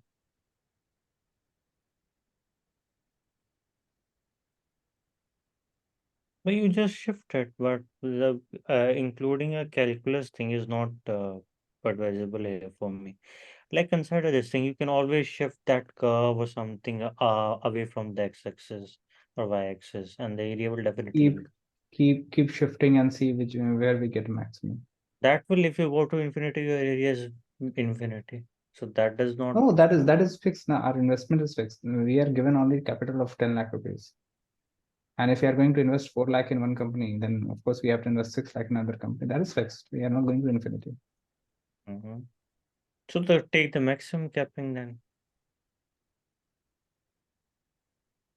Whatever your maximum cap is, whatever the maximum to the x-axis is, just take that. That will be maximum.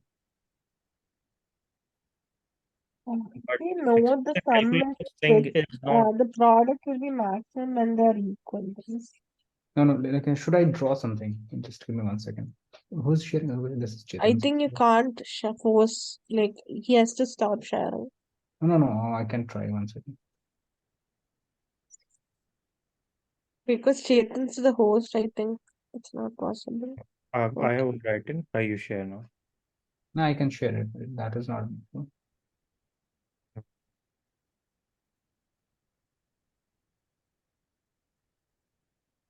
Because I'm sharing now, right? So the problem at our hand is that we have two geometrical figures, fine.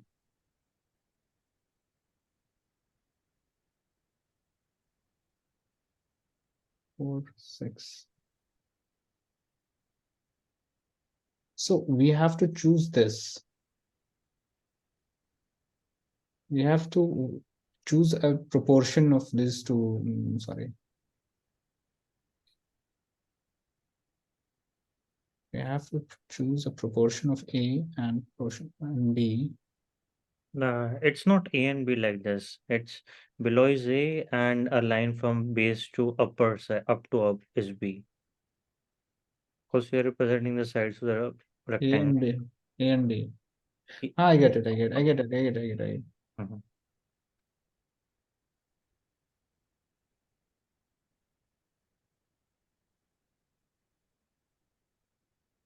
Yeah. Now for this case, it's clear. Means the maximum thing. So, X-axis is 6, yeah. So I just take all the values to B, means so B is we have to choose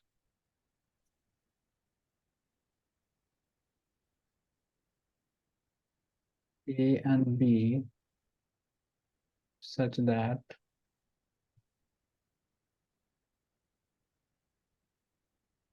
A times 4 plus B times 6 is maximum.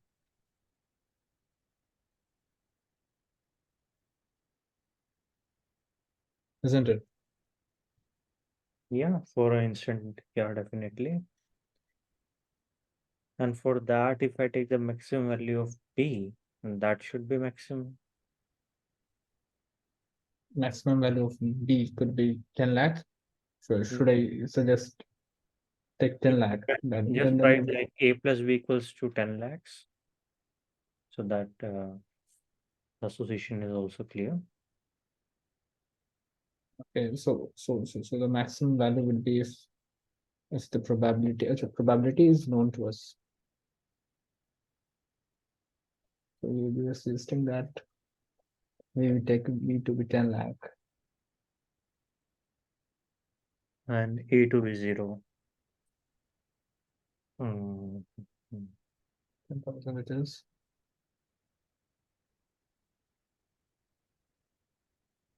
A to be 0.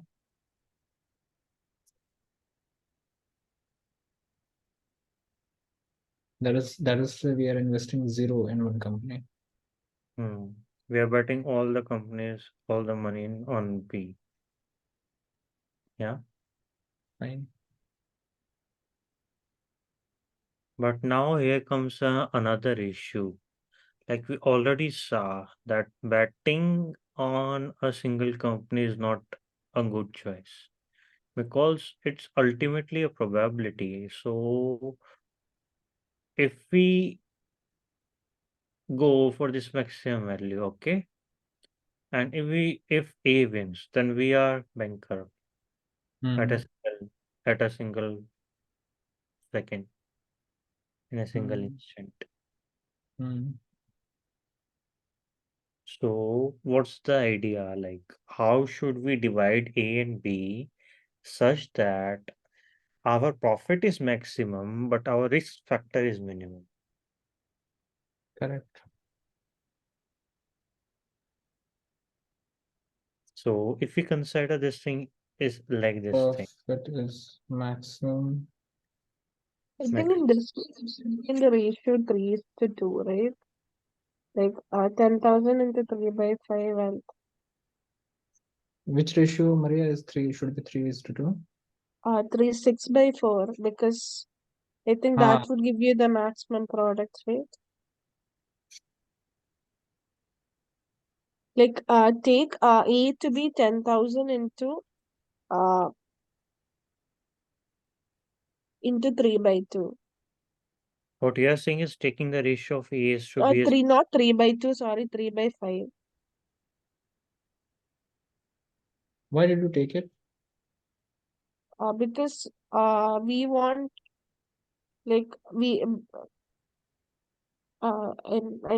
not exactly sure. Like, let me see if it's correct. A equal to 10,000 into 3. Sorry. Yeah, A equal to 10 lakh into 3 by 5. 10 And lakh B into equal 3. to 10 lakh into 2 by 5. Now, why decide on the ratio 3:5 then?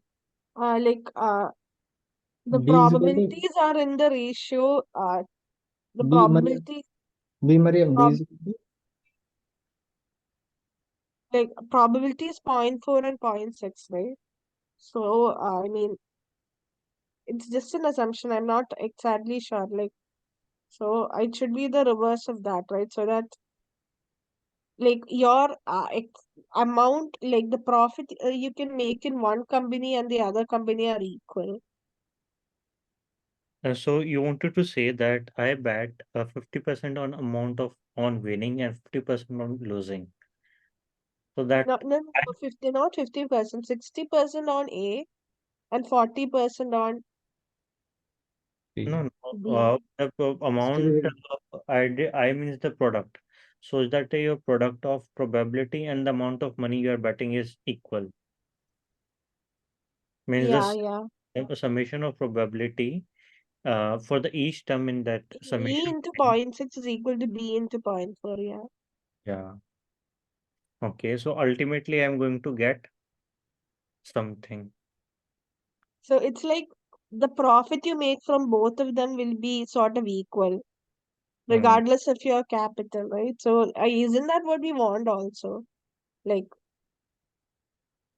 the net amount of money you make, regardless of what the probability is, it should be the same, right? Hmm. But knowing that, I know that this company wins 6 times and this company wins 4 times. Will it will directly without looking at this logic be logical to bet more amount of money on the the company that has won just 4 times? Even though, even though we know that, yeah, so like the amount of money I make will also depend on the capital I have, right? Hmm. Yeah. So the total profit you're making from both the companies should be equal. It doesn't only depend on how much, like it doesn't only depend on the probability of the thing, right? The probability of the distribution. What you said, like A into like both of them, the expected profit you get from both the companies should be equal. Okay, so when we have this thing that we A expect into 0.6 is equal to uh A into 0.6 is equal to B into 0.4. Like, wasn't that the problem? Like, what we wrote? hmm, So A by B is equal to, okay, it's 2:3, is it? so you according to it's better that we make the effect of our betting to be same. Yeah. Hmm. Okay. For a single player that seems logical for a single player and just 2 companies. But we also have factors of other plus. I don't know how that is being taken here. Hmm. Okay. Guys, any another idea beside this that we can consider? How we should split our money? Maybe Atharva can tell us. I don't have any ideas anymore. Like, this is what I was thinking exactly. Hmm. Yeah, we are seeing the result, what is But happening by someone actually tried something like this, I think, but we couldn't make a good assumption about the probability based on the results we got because our number of trials was not large enough, right? I think that's the reason why like someone actually did like this, like based on the proportion of uh like the company becoming successful and they weren't the ones who made the more money, right? That thing also we observed like for Devasmichi's investment. He make them constant and almost equal amount of proportion, but still he did one of the three best results there. He didn't lose much at any but steadily gained. So instead of should we also consider this means compare these things here?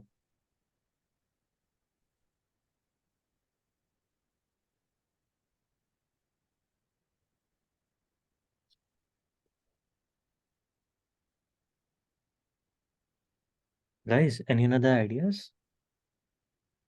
Uh, yeah. Sarthak, maybe if you're getting something, or Sriram or Swapnil.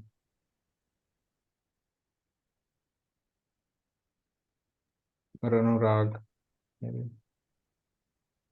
can elaborate on what you're kind of getting from this thing.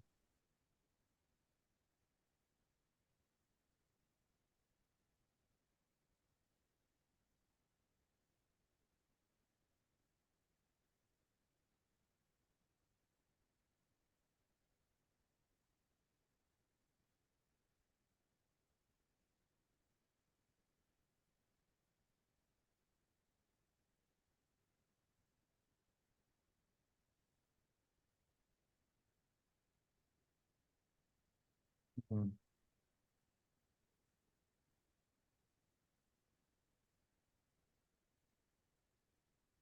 Sure, let's think a bit.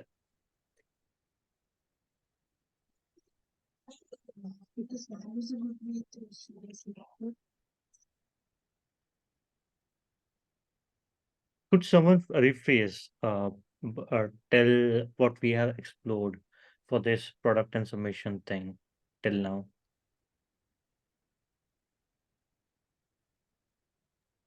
So one thing is for sure that the probability of somebody winning and the investment somebody is putting is kind of proportional. By proportional, we mean their probability is interrelated and the investment is kind of interrelated. We cannot independently invest on any company. If we are going to invest X in somebody in a one company, then of course we are going to invest 10 lakh minus X in another company. That is fixed. And the probability of one company winning is also kind of fixed. If one day,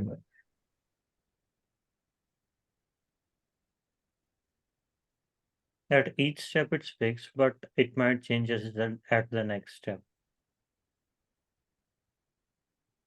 And because we are considering an instance, so at an instance, we have they're noted. proportional.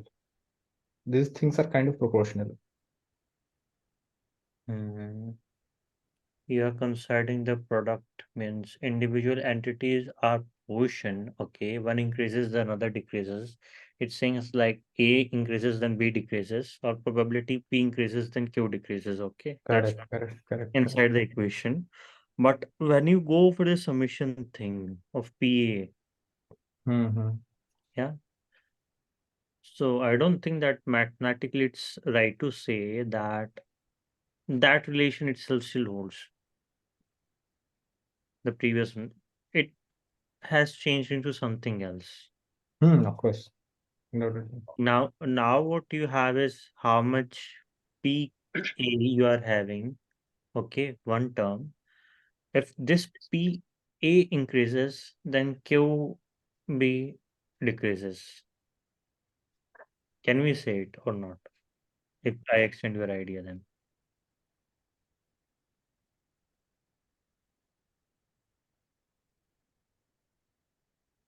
We cannot say it guaranteedly. Yeah. There is no guarantee. There's So no considering illusion. this relation does not make sense for all these things. Because it is not PA plus Q, PX plus QY is not kind of equal to 1. We cannot say it like that. Yeah, we cannot say. So that relation of inverse increase or inverse relation between entities does not hold for you. Yeah. Yeah, Chetan, go ahead. I just need a quick summary of what we have discussed till this point. We considered various aspects how PA and QB we can see. One possibility we consider that we invest in such one is that we invest all our money on the company who has the high possibility of winning. Then we exempted this conclusion because if we did that and we lose, then we are out of a game in a single play game. No, what was the answer that you guys came up with, PA and QB for that? For that, the best expected is we make in the ratios of A and B opposite to inverse to the probabilities ratio. It's just like saying the previous question that you wrote of, can you scroll a bit up? Yeah, this thing. It's like saying that you invest 6,000 for A and 4,000 for B. So that amount of money that you are losing is just 50%. Okay, see, I give you another perspective. Hmm. Okay, I give you another perspective. See, if I roll a die, I mean, it's getting into statistics now. I don't want to discuss it, but just to clarify that point, I'm getting to that. Otherwise, I hate the examples of dice and everything. So, if I roll a die, what are the possible values that I can get? 1, 2, So 3, 4, 5, 6. guys, that's 1 to 6.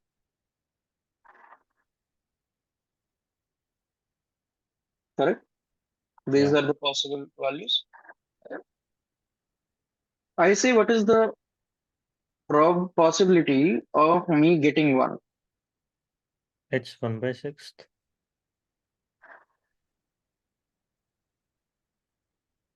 Why? That's the amount of options that have with the total element in the set. Right? So it's some sort of proportion, some sort of relative frequency with which one is occurring compared to the others. Right? Yeah. Okay. Let me move to, say I have, you remember stats, guys, who have done statistics? We used to have some numbers, right? Say 10 is occurring, 50 is occurring, 2, 5, 9. We used to have these sort of numbers, and they used to give us that, okay, 10 is occurring, or say 10, 10, 50, 2, 5, 2, 9, 5, 2, 5. Okay, they used to give us something like this, that okay, these are the numbers, and you have to figure out the, say, average, right? So these are the unique numbers that we have, right? 10, 50, 2, 5, 9, correct? And these occur with what frequency? So 10 occurs twice, 50 occurs once, sorry, 50 occurs once, 2 occurs thrice, 5 occurs thrice, and 9 occurs once, correct? And we used to say that, okay, you take the sum of these, that's 3 plus 3, that's 6 plus 7, 8, 10, right? And what is the frequency? What is the relative frequency with which 10 is occurring? It's 0.2. Relative frequency with what 50 is occurring is 0.1. Relative frequency is, with 2 is occurring is 0.2. What is the relative frequency with 5 is 0.5, and then sorry, not 0.5, it's 0.3 and 0.3. Sorry, my bad. These are 0.3 and 3. Oh, sorry, I messed up. Sorry. 0.3, 0.3 and 0.3 and 0.1. Correct? This is the relative frequency. Now it's very simple question. Can you elaborate on this relative frequencies, because I answered is that one. Okay. So this is the frequency. This is the relative frequency. I mean, I just took this example because some of the people here have studied statistics. So this is the values that I have. This is my data. This is my data. I'm saying that I have this data. Okay, got it. Now And got it. this data, the frequency of 10 occurring is twice, 2, 1 and 2. 50 is 1, that is this. 2 is 3, that is this, and this. And 5 is this, and this. And 9 is this here. So I'm saying this is the frequency by which they are occurring. Total, how many numbers I have? Total, what is my cardinality of my data is 10. I'm saying what is the frequency relative to the others? How many times 10 is occurring? It's this 0.2. That 10 is occurring 2 times of 2 times of out of 10. My question to you guys is,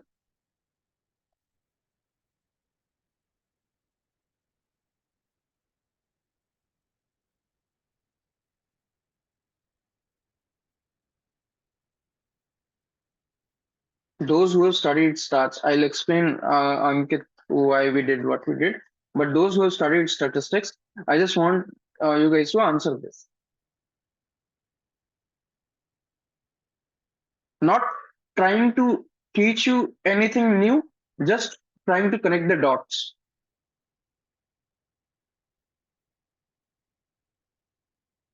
We'll go back to the discussion.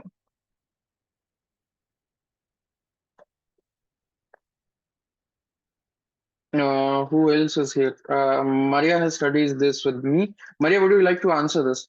We've spent a considerable amount of time on these questions. What's the average of the data? Is that the question? Yeah.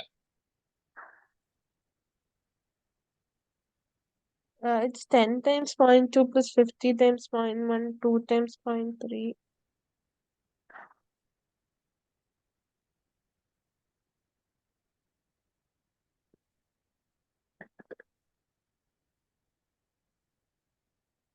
Can you tell us why?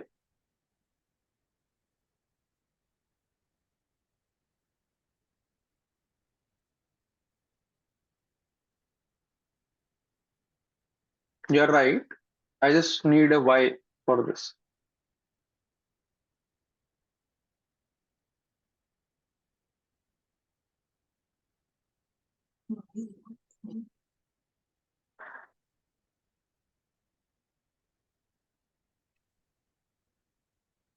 Guys, Maria, why do we even do this?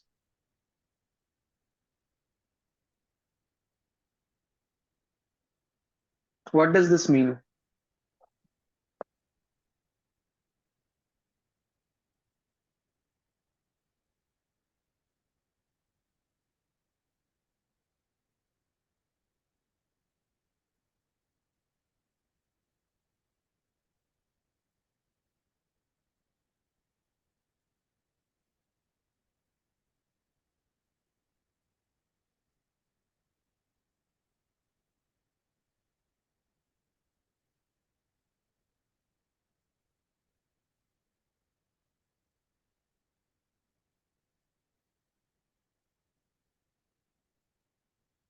Hey, come on, man. Just divide. It's like 2 plus 5 plus. Yeah, you get 3 by 5. Okay.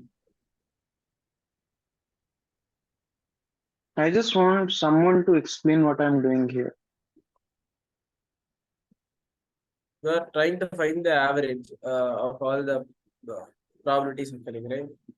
You are trying to find what exactly will occur, that average value that can occur. Because relative frequency is some sort of probability, right? Yes. Oh, I'll come to that. I have not touched that part. Can we see it as a problem like we have studied in 11th and 12th, like balancing beam thing? Like consider probability to the weight that it put at some. We will come to the probability part. I'm just asking the average part right now. Mhm. Can anyone tell me what I have done here? What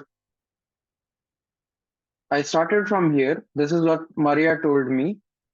When I said what is the average of the data, Maria told me this. I wrote something here.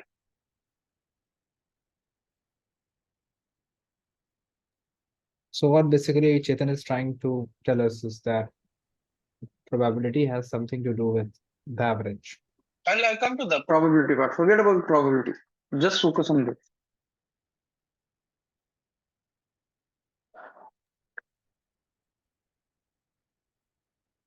What have I done here?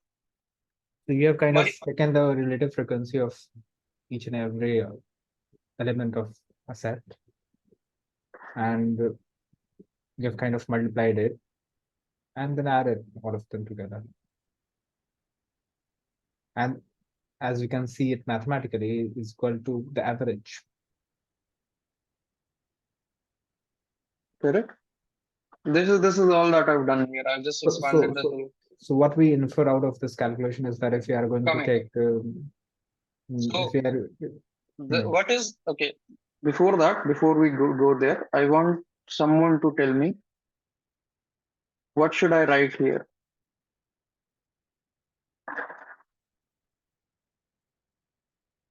What should I write here? Can someone tell me the whatever you have understood? What is relative frequency? in your own language. Don't want anything mathematical. I just want the intuition. What is the intuition? What is relative frequency? I did something here. I wrote some jargon here. What do you understand from this jargon?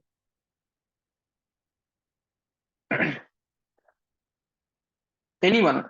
Maria, you started with this the outcome times the relative frequency. Can you tell me in your own language what relative frequency is?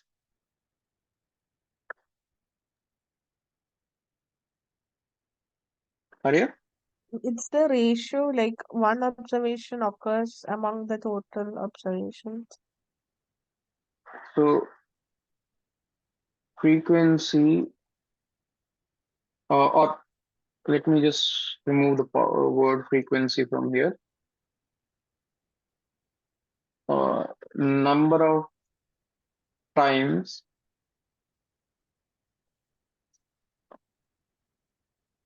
one observation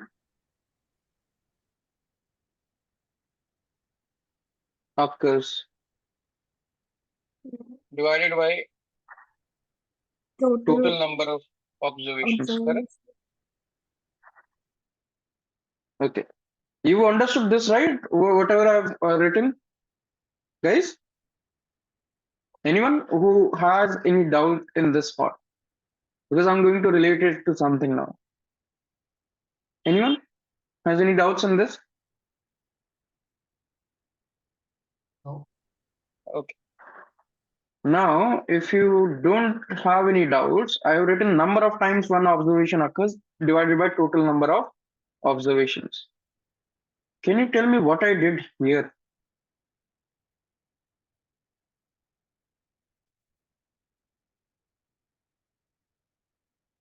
Here, what did I do here? I said I rolled a die.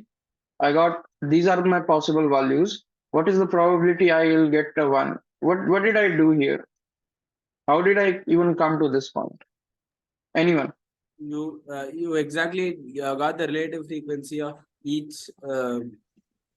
So let's say it's even. So if probability of one getting one number is 1/6, you do it for each in every one. It is 0.1 for each number, right? So now, so from 0.1, you just multiply the 0.1, 0.1, and the frequency values. No. I just want you to answer this part. What is this 1/6 here? The I'll come to probability the of rest. getting one number in that die. That's still the relative frequency. So guys, how is it going? Any Yeah. progress? That is also true. Chetan. So we are actually trying to answer this part. Nishan actually wanted to know that what is this PA plus QB actually means. Why we are even considering that we have to maximize this? What does this even mean? This expression. Okay. Yeah. So the idea is I gave you a very simplistic version of the original problem. Original problem is very complicated because what you invest in, whether you get something or not, depends on what others have invested in. है ना? आप बस देखो, can you people write this matrix? Let's say I have 100 rupees only. I've invested, write this matrix. First row is 1 rupee, 1, 1980. 80. This is how I have invested in 3 companies. Okay. And assume there are only 2 players. Other person has invested 0, 50, 50. 0, 50 and wait, 0, 500, 500. These are rupees invested, not percentage. Okay. I only invested 1 rupee in the first company, first column basically. You see how much money I'm going to make? I am simply going to take all the money. Sudarshan and maybe, yeah, M. So M is going to become pauper in the next move. This is even if the first column, let's call first column as ABC, Ashik, Bharat and Chetan. Right, Sudarshan invested 1 rupee in Ashik, 19 rupees in Bharat, and 80 rupees in Chetan. He did not do a great job here. Okay, he only invested 1 rupee in Ashik. But what will Sudarshan get here? Can you all tell me? He will get all the money that is in the system. That's all. 1,100 he will get. So what you invest in, how much you invest in, what is the probability of you winning that? All these things depend on what others have invested in, correct? Over and top of this, it also depends on the frequency with which A, B, C are declared as winners. Now, I assumed a very simplistic model where if the probability of you winning is P in one place and Q in the other, right? That P in one place, maybe somewhere else, not near this matrix. This is P, let's even quantify it, 0.3 and 0.7. With 0.3, you will win if you invest in Ankit's company. 0.7, you will win if you invest in, let's say, who else starts with B? Bhavya's company. Okay, Bhavya's company. Now, whatever you invest, the returns is basically 30% of what you have invested, let's say. If you invest X in A, you will only get 30% back.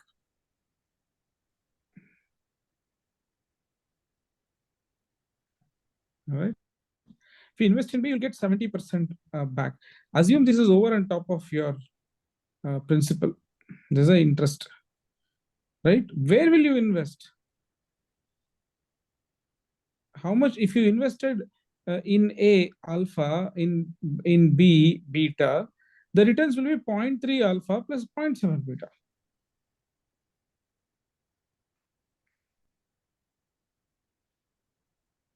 And that simple animation actually will tell you that this peaks when beta is 1, correct? Yes, sir.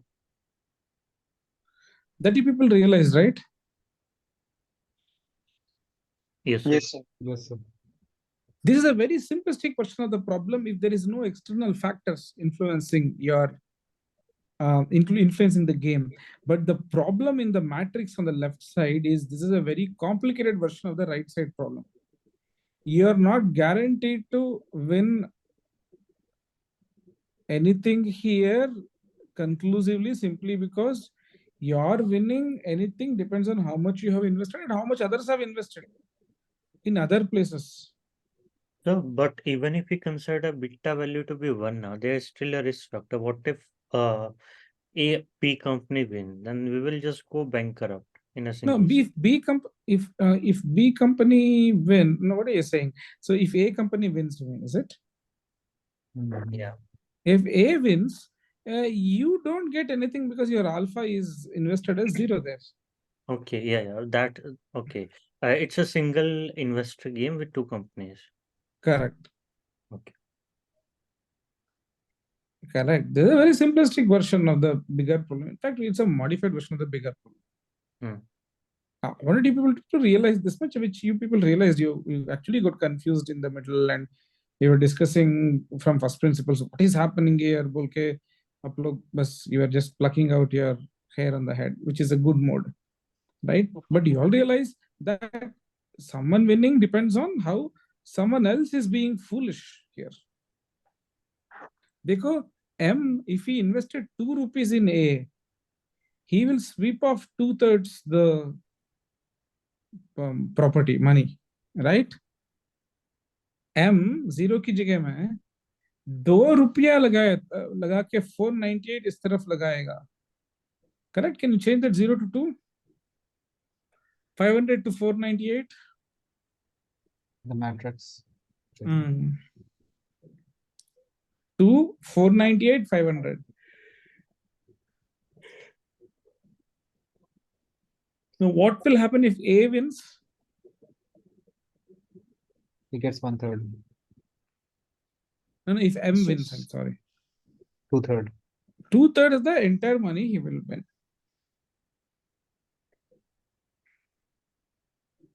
But you see, 1/3 of the entire money is still a big number because S has only 100. M is actually 1000. इसको base में रख के you people try writing. What you can do is even delete C. Only consider SM and AB. That's all. 2x2 matrix like a deeply understand. Please note, these problems don't come naturally so easily. You must get immersed into it. इधर उधर बहुत confuse होगा आपको क्या चल रहा है भाई यहाँ पे बोल के you will go mad. But then slowly you will reach wisdom. Very, very slowly, and you should feel very comfortable and very happy, and it should be very rewarding for you to stay in that state of ignorance. Please stay in that state of ignorance and then learn whatever is possible from this 2x2 matrix.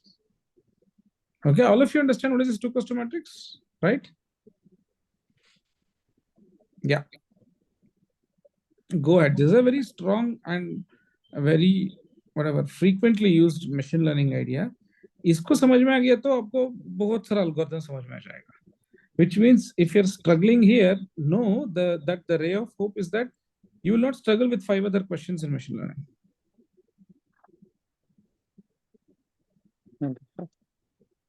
So this is another way to look at the same problem here. So, can anyone tell me what would this give me? I mean, this is just 2 matrices multiplying. But sir actually explained that S invested 1 rupee in company A, 19 rupee in company B. M invested 2 rupee in company A and 498 rupees in company B, and these are the probabilities of those companies winning. So what would this give me?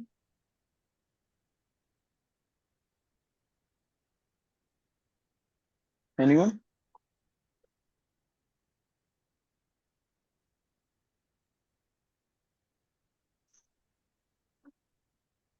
Guys? It will be the same thing, that probability thing, but just two equations there.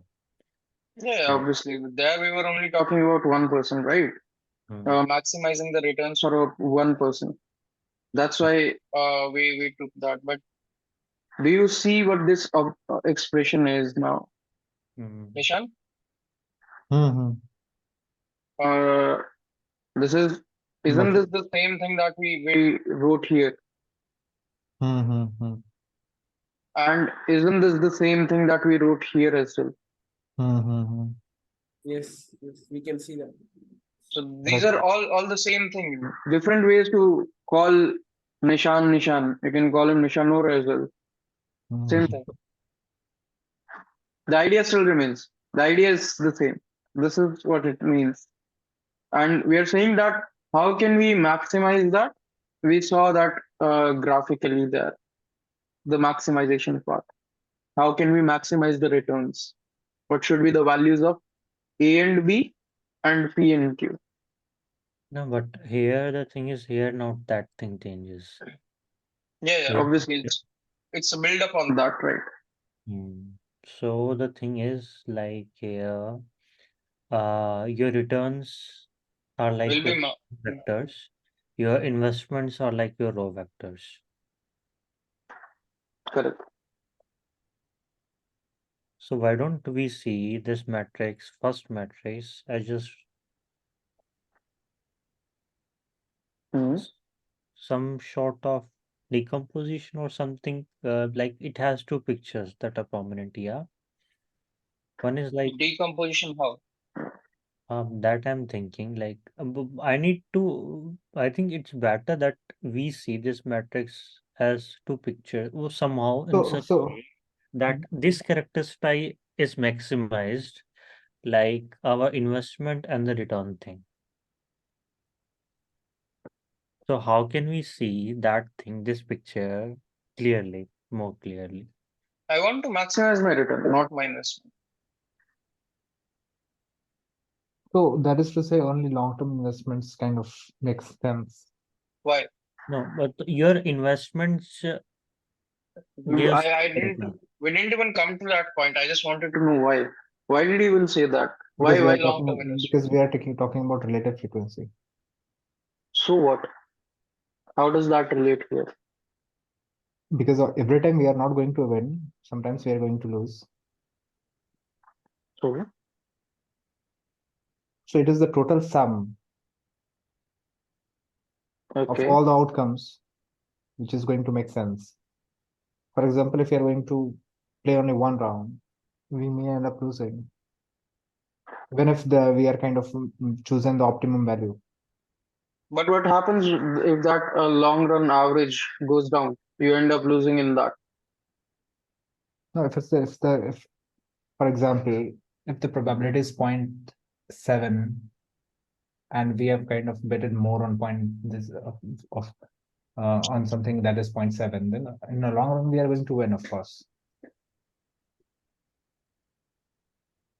Okay. I don't know what to say to that, but we'll see. I guess we'll see that. Okay. Yeah, go ahead, Ankit. You were saying something. No, the idea is, like sir pointed out, we cannot bet a zero investment, on any company. One thing is clear that has to be something.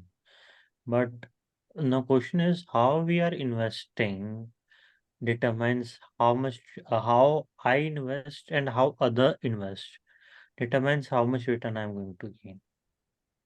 Right. This is exactly what we've been talking about since the very beginning. That Yeah. you winning depends on the others as well. Not just you. It depends on the others as well. That how much they have invested in the company. So I'm thinking, is there a way to see the effect of rows and column factors in some different way that highlights this differences between inputs and output?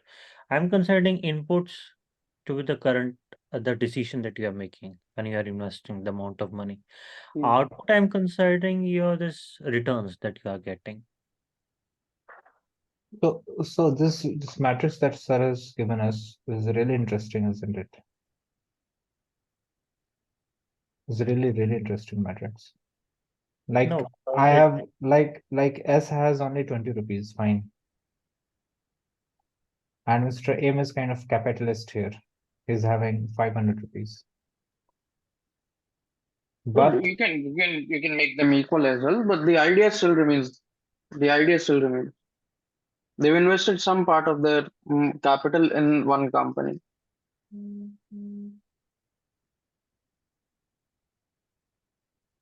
no. The thing is that I have only 20 rupees presently. If I'm going to win this round, then I'll have, I mean, I'm asking this, I don't know. Will I have 520 rupees at the end of the day? You can have 520 rupees If in the if the earlier matrix was 10, wasn't it? 10 0500. 10 19 500. So if in that case, if A wins, then S gets 520 rupees at the end of the day. right. This is fantastic. So you Just started because with 20 rupees. just because M chose not to invest in A, S won and S just put minimal, just a token 1 amount rupee. of money in 1 rupees, and he has got everything from the market, subbed the Correct. market. Right.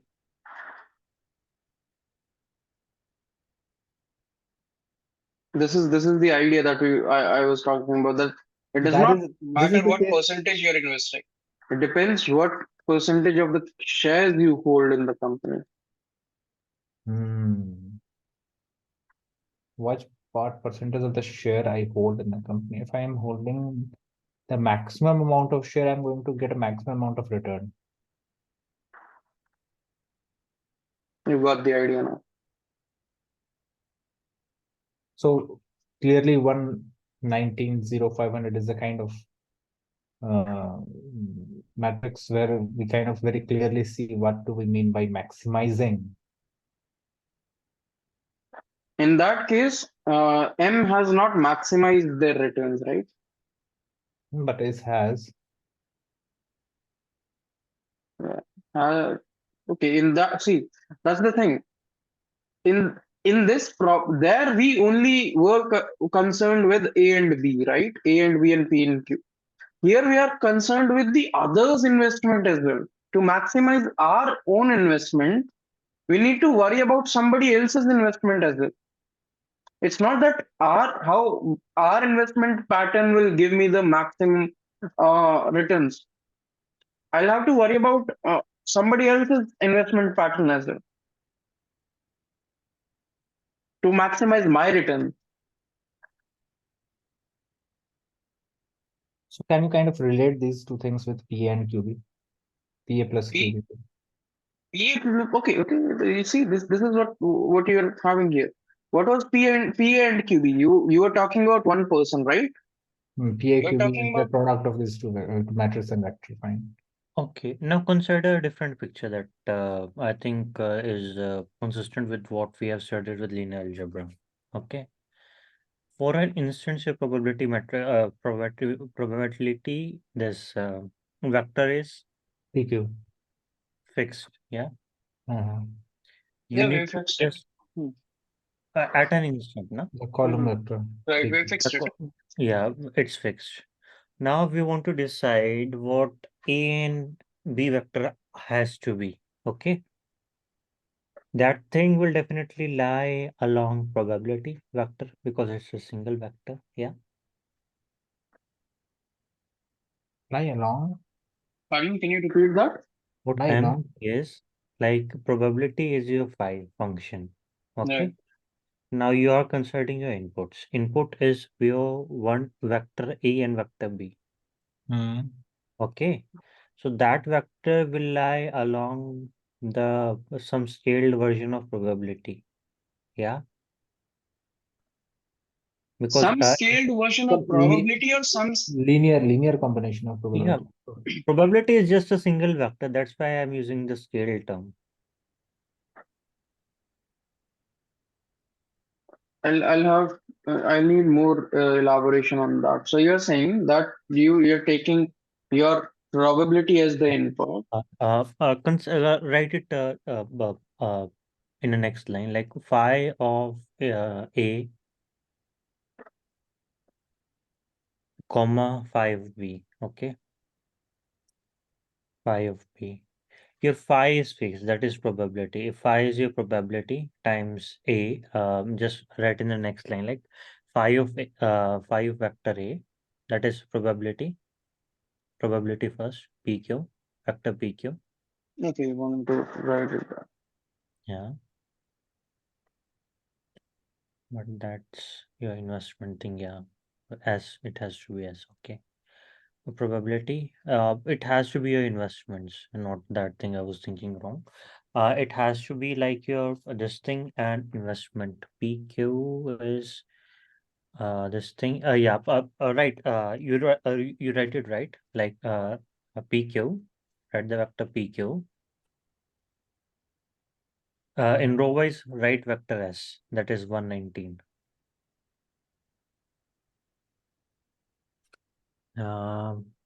Should we consider this thing? Yeah, it's probability.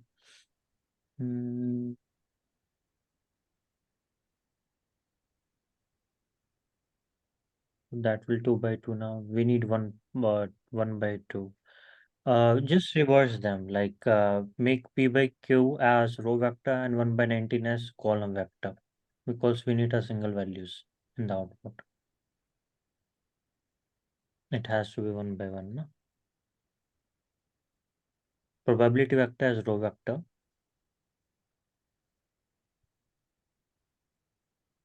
No, write it left side. It will be easy.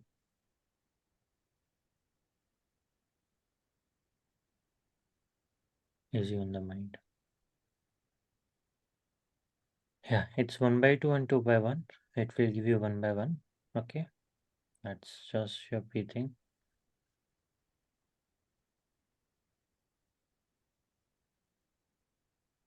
Now I'm considering this picture. Okay, what this picture depicts is that whatever your input A or investments of S or investments of B are, okay, Write in phi also like S and M, not A and B.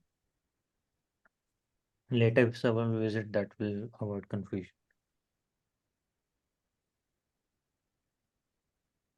Phi of S and phi of M. Now, the output space of both these vectors will be the vector PQ along the vector or along the line PQ only.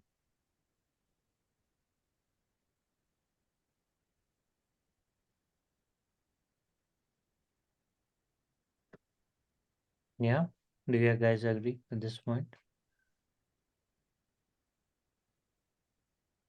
I'm having holiday tomorrow. No need to go to office. So you consider, guys. I'm full of energy.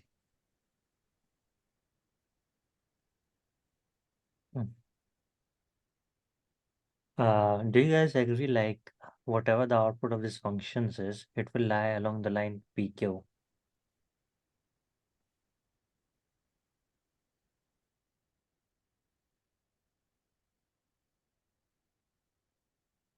Okay, okay, we'll wrap up early today, no issues.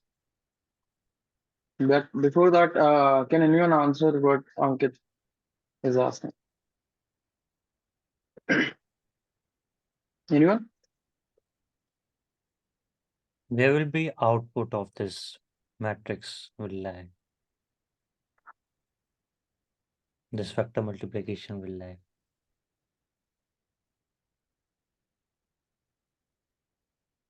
It's the same two equations written in column form. That's it, right? Yeah. But now I'm considering they will lead to a point only. Only their dot product is just a point. Yeah.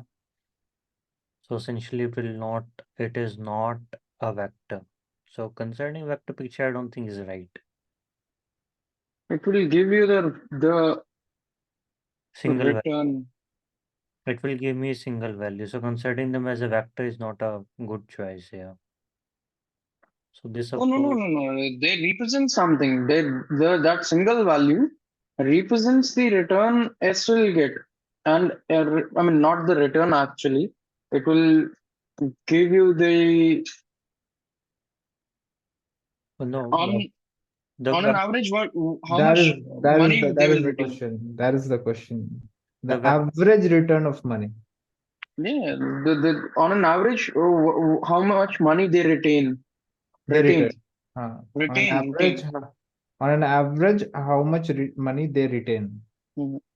And whenever we talk about average, we are talking about playing some games, not just odd games, isn't it? Mhm. That is Okay. what we meant by Retention is a different thing, yeah, definitely. But is the dot product retention? I don't know. Need to think about it. The idea that I'm considering is not considering them as a vector picture was that it's not a scaled version or something because it's just 1 by 2 and 2 by 1 vector. So that essentially is just a dot product, a singular vector, singular value. Okay. So that's why. Uh, hmm. What we have in our hand is like investment, the decision we make. Yeah. And that's definitely S and M. Hmm.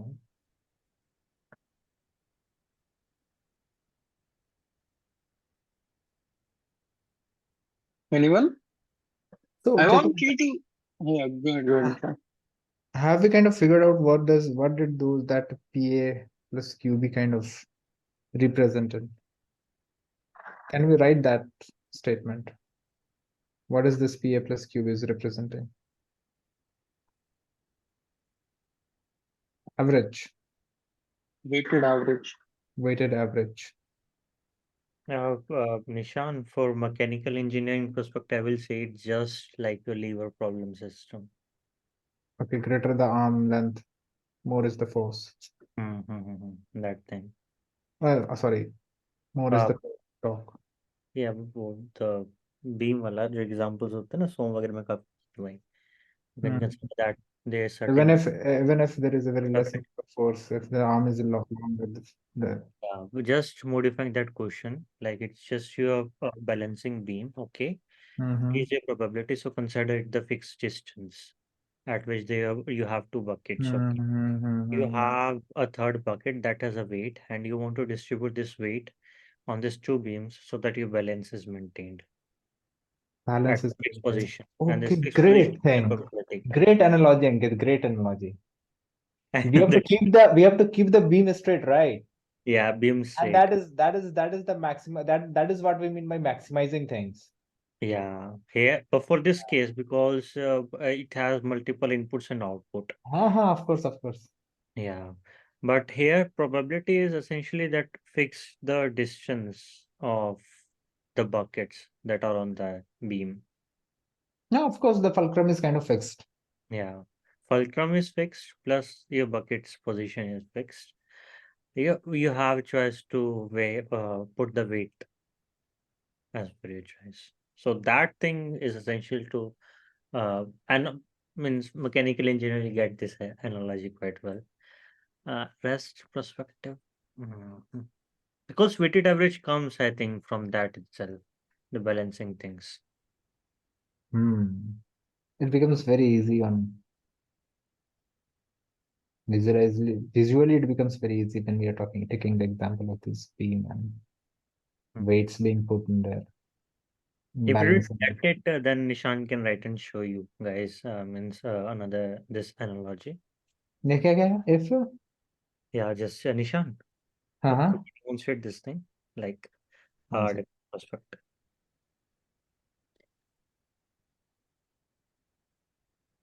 Okay, so got an given. So what were you saying, yes, Ankit? That's just a bean example, no? Like your balance seesaw. Just Sure, make sure. a seesaw fixed where you are sitting. Put two buckets there.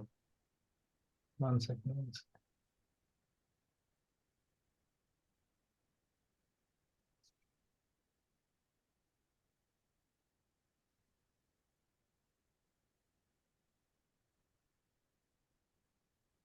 Just a single fulcrum. Mm-hmm. And Place two buckets. Two squares will do. Squares or rectangles.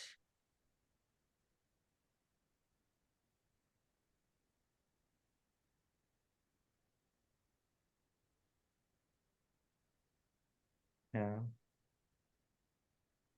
Make the distance P and Q from the fulcrum.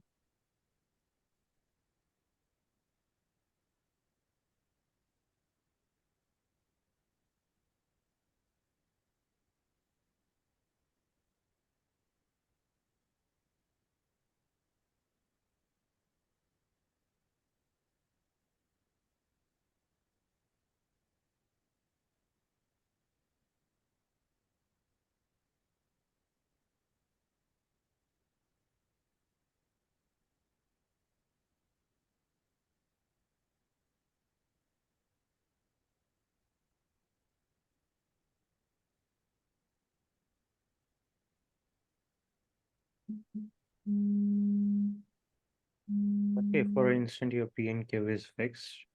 Now you have to decide on the weights, not how much weight I have to put in both the boxes and A and B. That's essentially a problem, reduced to a different picture.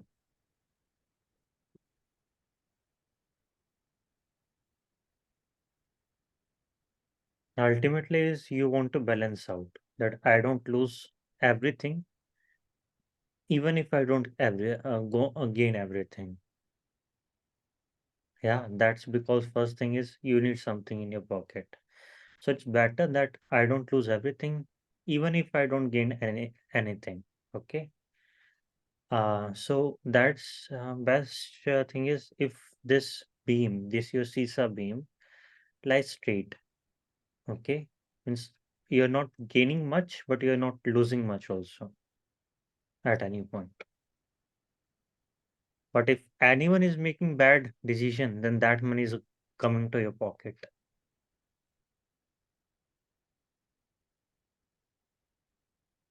Because if everyone is making the same choices and they have invested the same amount of money, then essentially it's both the investors will profit equally. Yeah. Right. So essentially is I am saying that I don't want to be out of the game at the expense that I don't want that much profit, that much returns. So the best thing I would say is why don't we just balance this beam? I mean, seesaw, that I don't gain too much, I don't lose much. This is what we mean, isn't it? AP is equal to BQ. Yeah, means direction things, yeah. The summation is Zero. yeah. But the axis thing, you know that usually we fix the axis on fulcrum, so that's why a negative sign we usually put it or right and left hand side. Mhm.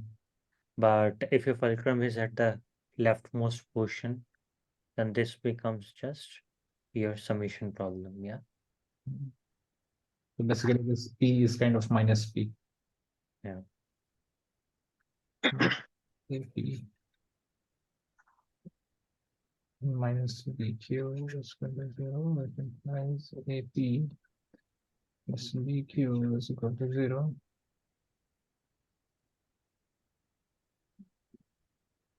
So that is to say AP plus BQ should be equal to 0 in order to get maximum output. Oh, well, let me think. Usually it was to maximize it, but it has to be 0 for the balance. Yeah, but yeah, now the problem arises. If I just balance it out at each step. So whenever we kind of talk about maximizing thing, we talk about the rate of change is 0. Dx of any entity, whenever it is 0, we say that okay. No, things but are here invalid. also this equation AP plus BQ does not consider the fact how much others are investing, yeah? It's just one equation. What? Yeah. So what I'm saying is for this problem that you are writing AP plus BQ equals 0, Mhm. it's just the equation for a single investor. Yeah. Mhm. So for a single investor, if it is 0, then it does not your returns are based on how much rest of the investors have invested, not just on this thing. Of course, we'll have a matrix for that. But Yeah. for single investor, we are given this. Hmm. So will it be equal to 0? That is the question. Will it indeed be equal to 0? Because this thing should be equal to 0, or the rate of change of this entity should be equal to 0. I don't know. Yeah, we need to consider that thing. Means is making the seesaw balance thing, or should we be tilted somewhere, Yeah, why somehow, should it be? Why should it be tilted? or change our analogy? No, that is to say that many values of A and B would kind of balance this beam, not just one value. It is pretty much understood. And summation of A and B is also kind of constant. A plus B is equal to 1, we know this. Similarly, P plus Q is equal to 1, we know this.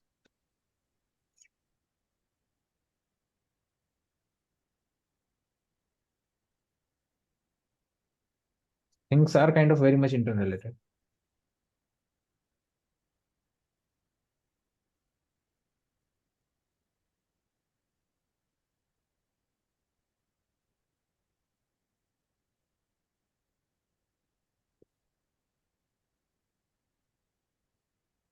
So what I No, get of if the talking about for the fulcrum thing, it's summation का difference ही minus होगा.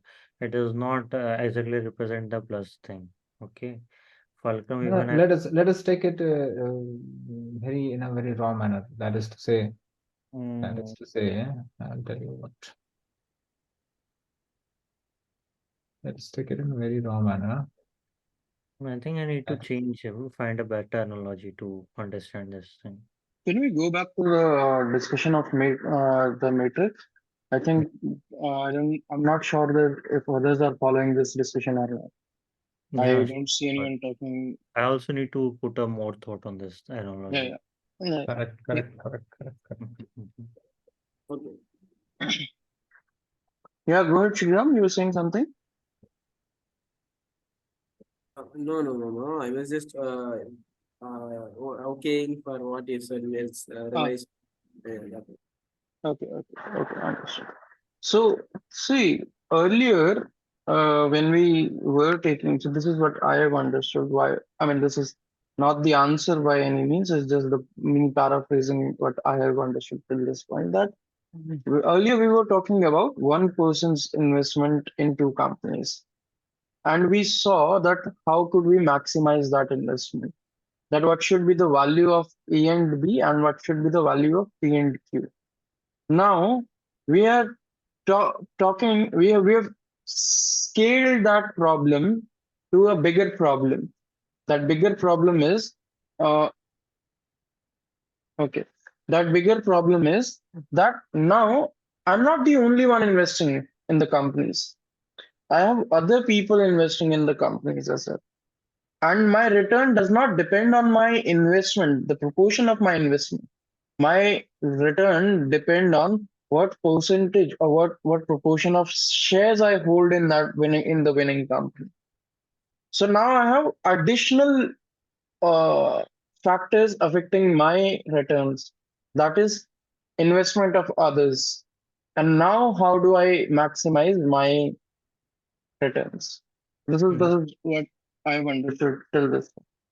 Chetan, could you reshare your screen? We should Yeah, like yeah, from that the last point that we came was the dot product of two terms, two vectors, two vectors. So essentially, if we do the dot product means the thing is we need to maximize the output. So output of maximum is simply the dot product when the dot product is maximum. Yeah. So that essentially is just can you write a formula for dot product A dot B? yeah. Just a second. Hmm.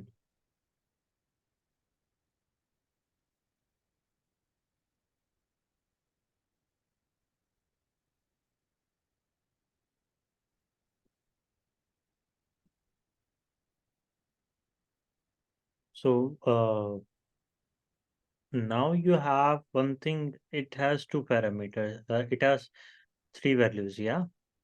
Hmm.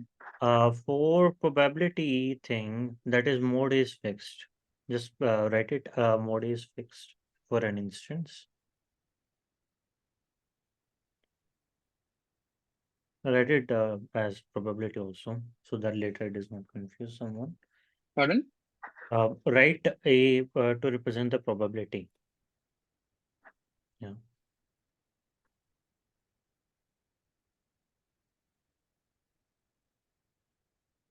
Investment per company, investment division per company, or something like that. B for B.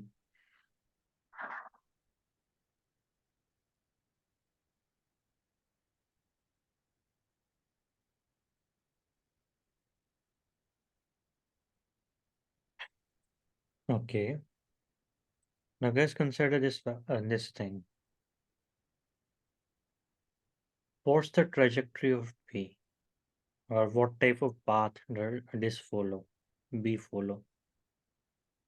Yeah, which is it a line or what? Can you scroll a bit up to show the matrix? Yeah. 119. It's the row vector, yeah. So is it a line? P plus 19Q equals something.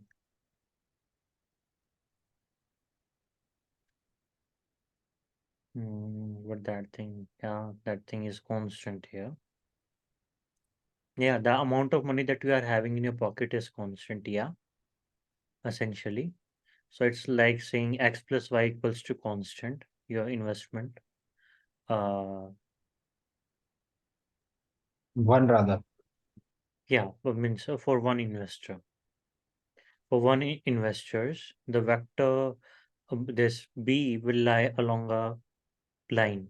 The point B will lie along a line, which is maximum when which holds the maximum value when it is parallel to x or y axis. Yeah, it's along x and y axis. We saw, but we wanted to avoid that condition itself because if we invest 0 and anyone else does invest something else, then the product is building. Mhm. Okay, I think we can wrap up for today. We'll continue the discussion from here. Tomorrow we'll pick the discussion from here onwards, and we'll discuss this. And I think till then, others can think about this problem as well. So earlier we were only concerned with maximizing the return for one person, considering there was no other investment. We assumed that there was no other investment. Now there are other people investing in the companies, and we have to maximize that investment. How do we do that? So that's the problem that we are dealing with right now. I think we can, if everybody is okay with that, we can actually continue this tomorrow. Yes? Yeah, we'll continue tomorrow, right? Because it's already 12. Yeah, yeah. I already 12 and actually uh, students have OPPs tomorrow and on Sunday. So that's another reason. What is OPP? Online proctored programming exam. For the IELTS degree? Okay, I'm sorry, I haven't stopped the recording.